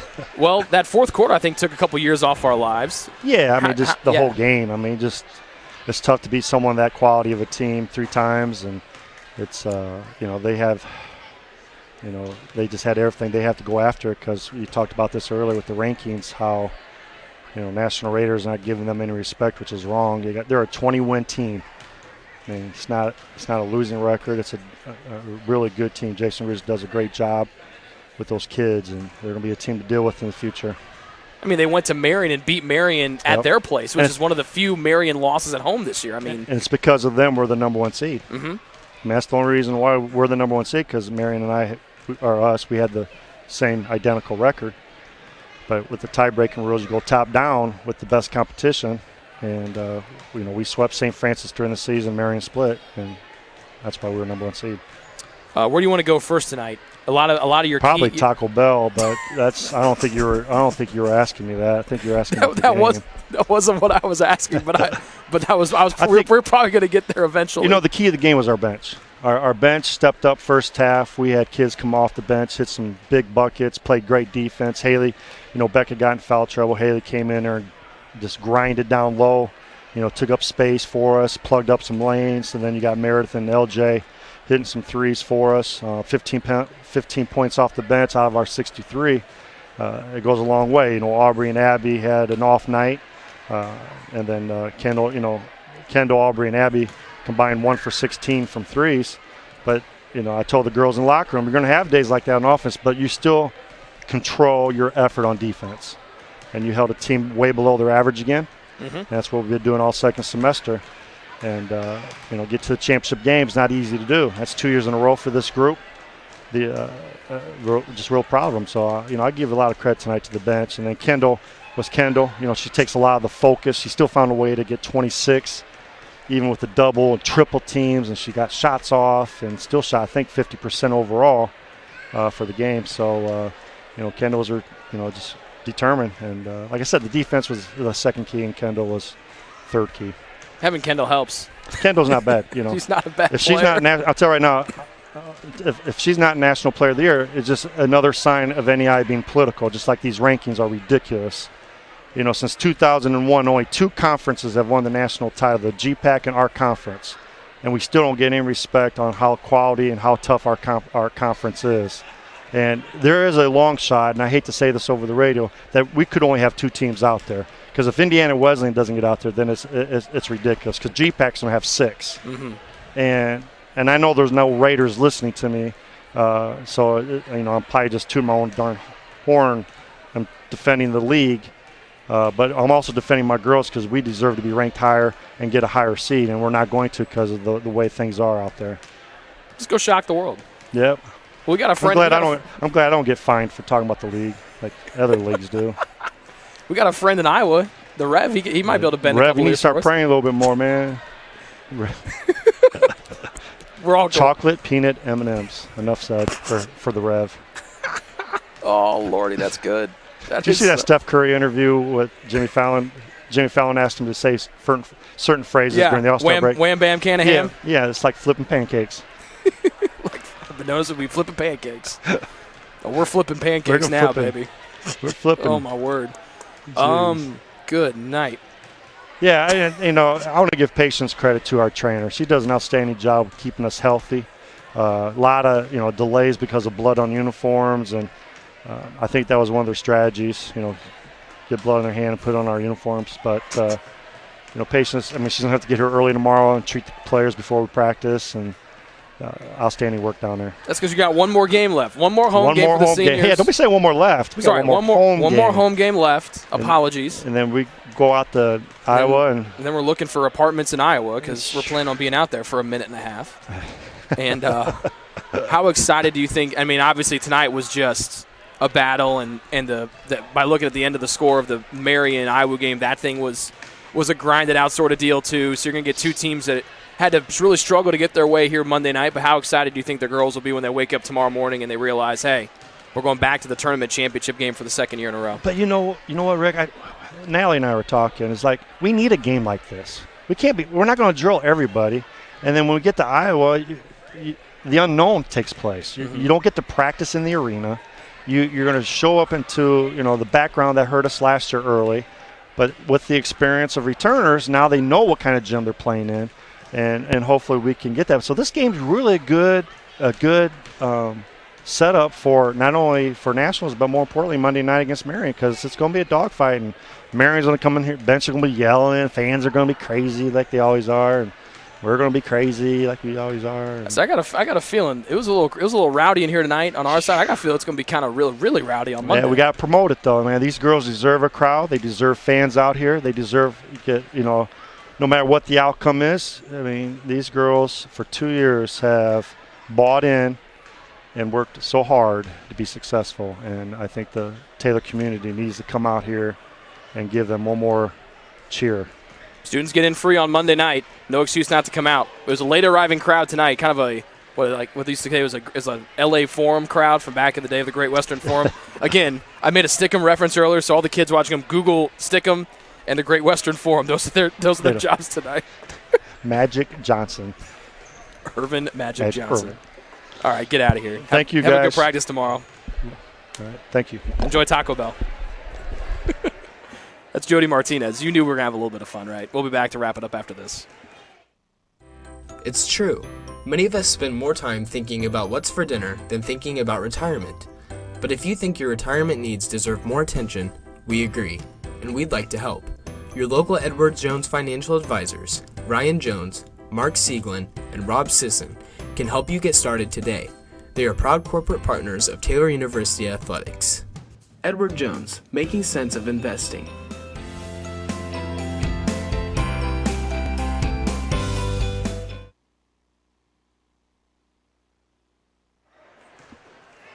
back inside a happy Odell Arena for the final time tonight. Take a look at the individual stats. Taylor had 2 in double figures. Kendall Bradbury with a game-high 26, and Becca Books had 10. Becca was plagued in foul trouble all night. She was efficient, going 3 of 5 from the floor, 2 of 4 from 3. That puts her 1 off of tying the single-season 3 points made record held by Rachel Haley, who had 103 back in 1991-1992. And Mrs. James just brought us treats, and that makes our night even better, particularly when her daughter went 3 from 3 from 3. That was awesome. Oh, look. Kendall Bradbury's here. Yeah, sit down here. You sit down and put this headset on. Here, we're gonna produce on the fly. We're gonna bring that camera over here. No, you have no chocolate in teeth. You're good. I've rolled my sleeves up. Coach came over and talked about Taco Bell, so we're off the rails. Did I have a double-double tonight? Yeah, you did. Let's go. 51 on your career. Hi, this is Kendall Bradbury, in case you didn't know from the 8,000 interviews we've done. Say hi to your people. Come on. Hello, family, and everyone watching. My friends. I don't know. Hey. This is your show. I'm just here. You walked up. I just wanted to say hi to everybody. Well, we're not gonna let you get away without asking some questions. That's fine. How much fun was tonight? Very, very, very Why? fun. I mean, anytime we play St. Francis, we won by double digits both times this year, and we knew it was going to be a dogfight. I mean, they had nothing to lose, and everything to gain at that point. Honestly, they just played a really good game, and Becca didn't have a very good night, but she did a lot of really good things for us. Abby didn't have a great, shooting night but they did a lot of really good things for us, and it just made it super fun. And they came up clutch at the end, free throws and stuff like that, and it was just fun. It's fun when you win at home and you get to play Monday against Marion again. It's fun. You got everything you guys wanted. You wanted number 1 seed in the tournament. You want to go back to nationals. You wanted to play the championship game here. The only thing left on the to-do list is win Monday night, right? Yeah, that's the that's the plan. That's the plan. But and it's going to be another night like tonight. I think honestly, Marion has nothing to lose either. But if we really want to get a good seat at nationals, like Mondays, not a must-win, but it would be nice to win because we could finally jump them in the rankings and finally get some respect from all the Raiders. Marion's their main people right now. Well, you win 2 national titles. You get a lot of love. They deserve it. We're making a statement for ourselves, and you guys are no slouch. Winning 27 overall and 18 straight. Yeah, numbers right. 18. No, 19. Excuse me, 19 straight. I don't know. It's just a fun way to end like your college career, just on the streak that we are, and playing with the people that you are, and it's just been fun. And everybody wants to play for each other and win for each other, and that's the best part about it. It's not one person just wanting to win and take it over. It's everybody wanting to contribute and make this something that lasts, and it's something I'll remember forever. Well, girl, there were times you took over tonight. Ooh, mama, look out. How much fun was it? You were out there. Well, you didn't come out tonight, so you got to see everything up close. I'm sure that was great. You're going to sleep well tonight. You get 15 points from the bench from James and Deckard on 5 threes. Oh, yeah. And Meredith has seen her time come and go. James has seen her time come and go. Or Lauren's seen her time come and go.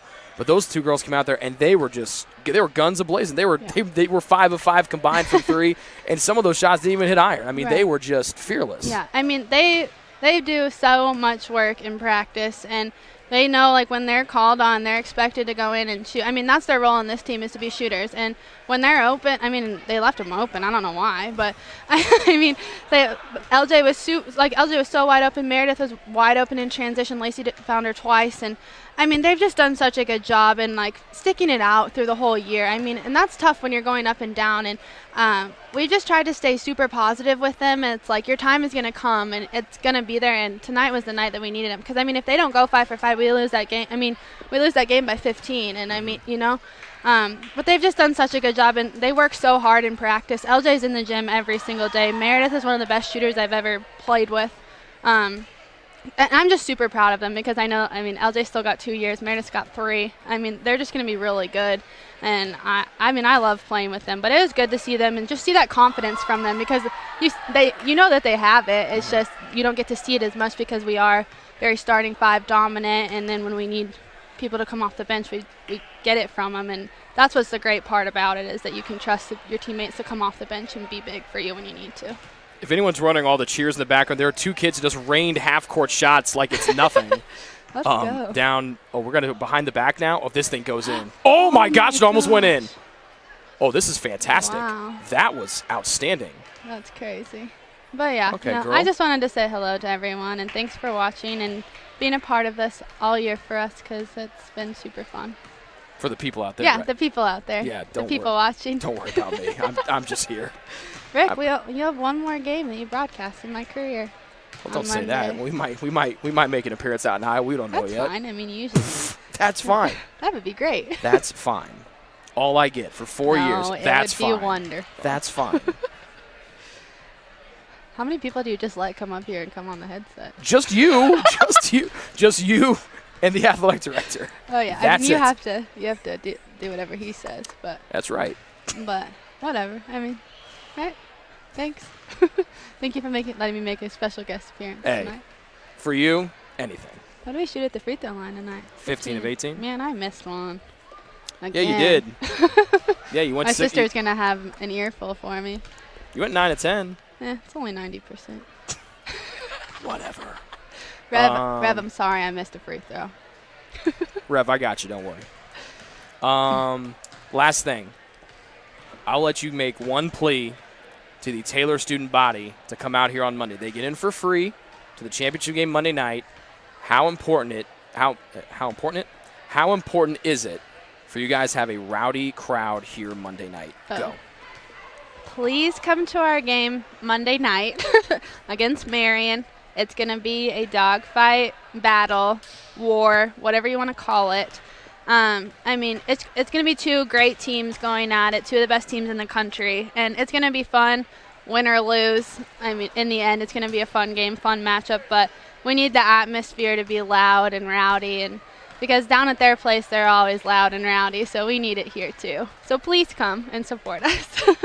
You know the one difference when you played them here, right? The baseball team's not going to be in Florida on Monday. Yeah, so it's going to be fun. it's going to be real fun. Baseball team, I'm looking at you. If you're watching this right now, or you're watching the replay later tomorrow. So, anyone else want to come up and hijack our postgame show? I was trying to read numbers. You want to get Meredith's down there hugging. If you want to get Meredith up here, or Jamie or Aubrey, I wasn't don't. trying to hijack. I just wanted to say hello. At this point, no, we're off the rails now. At this point, we could be on forever. I don't care. It's 9 o'clock It's only here. 7 o'clock. 7 o'clock. Oh, the night is young in Colorado. Not even dinner time, I bet. Let's go. A little pre-dinner game watching. So. Yeah, it's all right. But thank you for everything that you do. My pleasure. Love you all. See you in Sioux City. Kendall Bradbury. That's it. If they win on Monday, she can come and hijack the whole. She can do everything on Monday. If they win on Monday, I'm probably not even going to be here. I'm just going to take the headset off. We're just gonna let her go. Stop it. Have a good weekend. Thank you. We'll see you Monday. See you Monday. That's Kendall Bradbury. If you don't know by now you know. She had 26 points and 10 rebounds, tops in the game in both categories. She was 8 of 16 from the floor, 1 of 6 from 3, and 9 of 10 from the line. Go Kendall indeed. Bye. No. We're fine.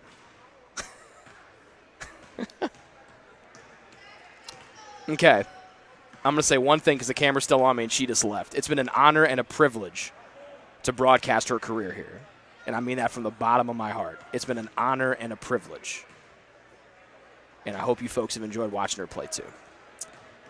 Taylor wins tonight by a final of 63-58. They're on to the championship game on Monday. If you can't make it out, and we would love to have you here, we have plenty of seats available. We've got room for you on the Marion General Hospital pregame show. It'll start at 6:30. Our coverage will start at 6:45.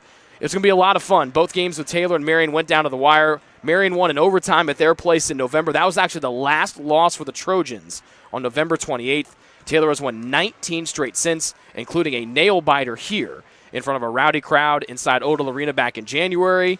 We want the place packed. Taylor students, you get in for free on Monday. Tell your friends, tell your friends' friends, tell your friends' friends' friends' friends.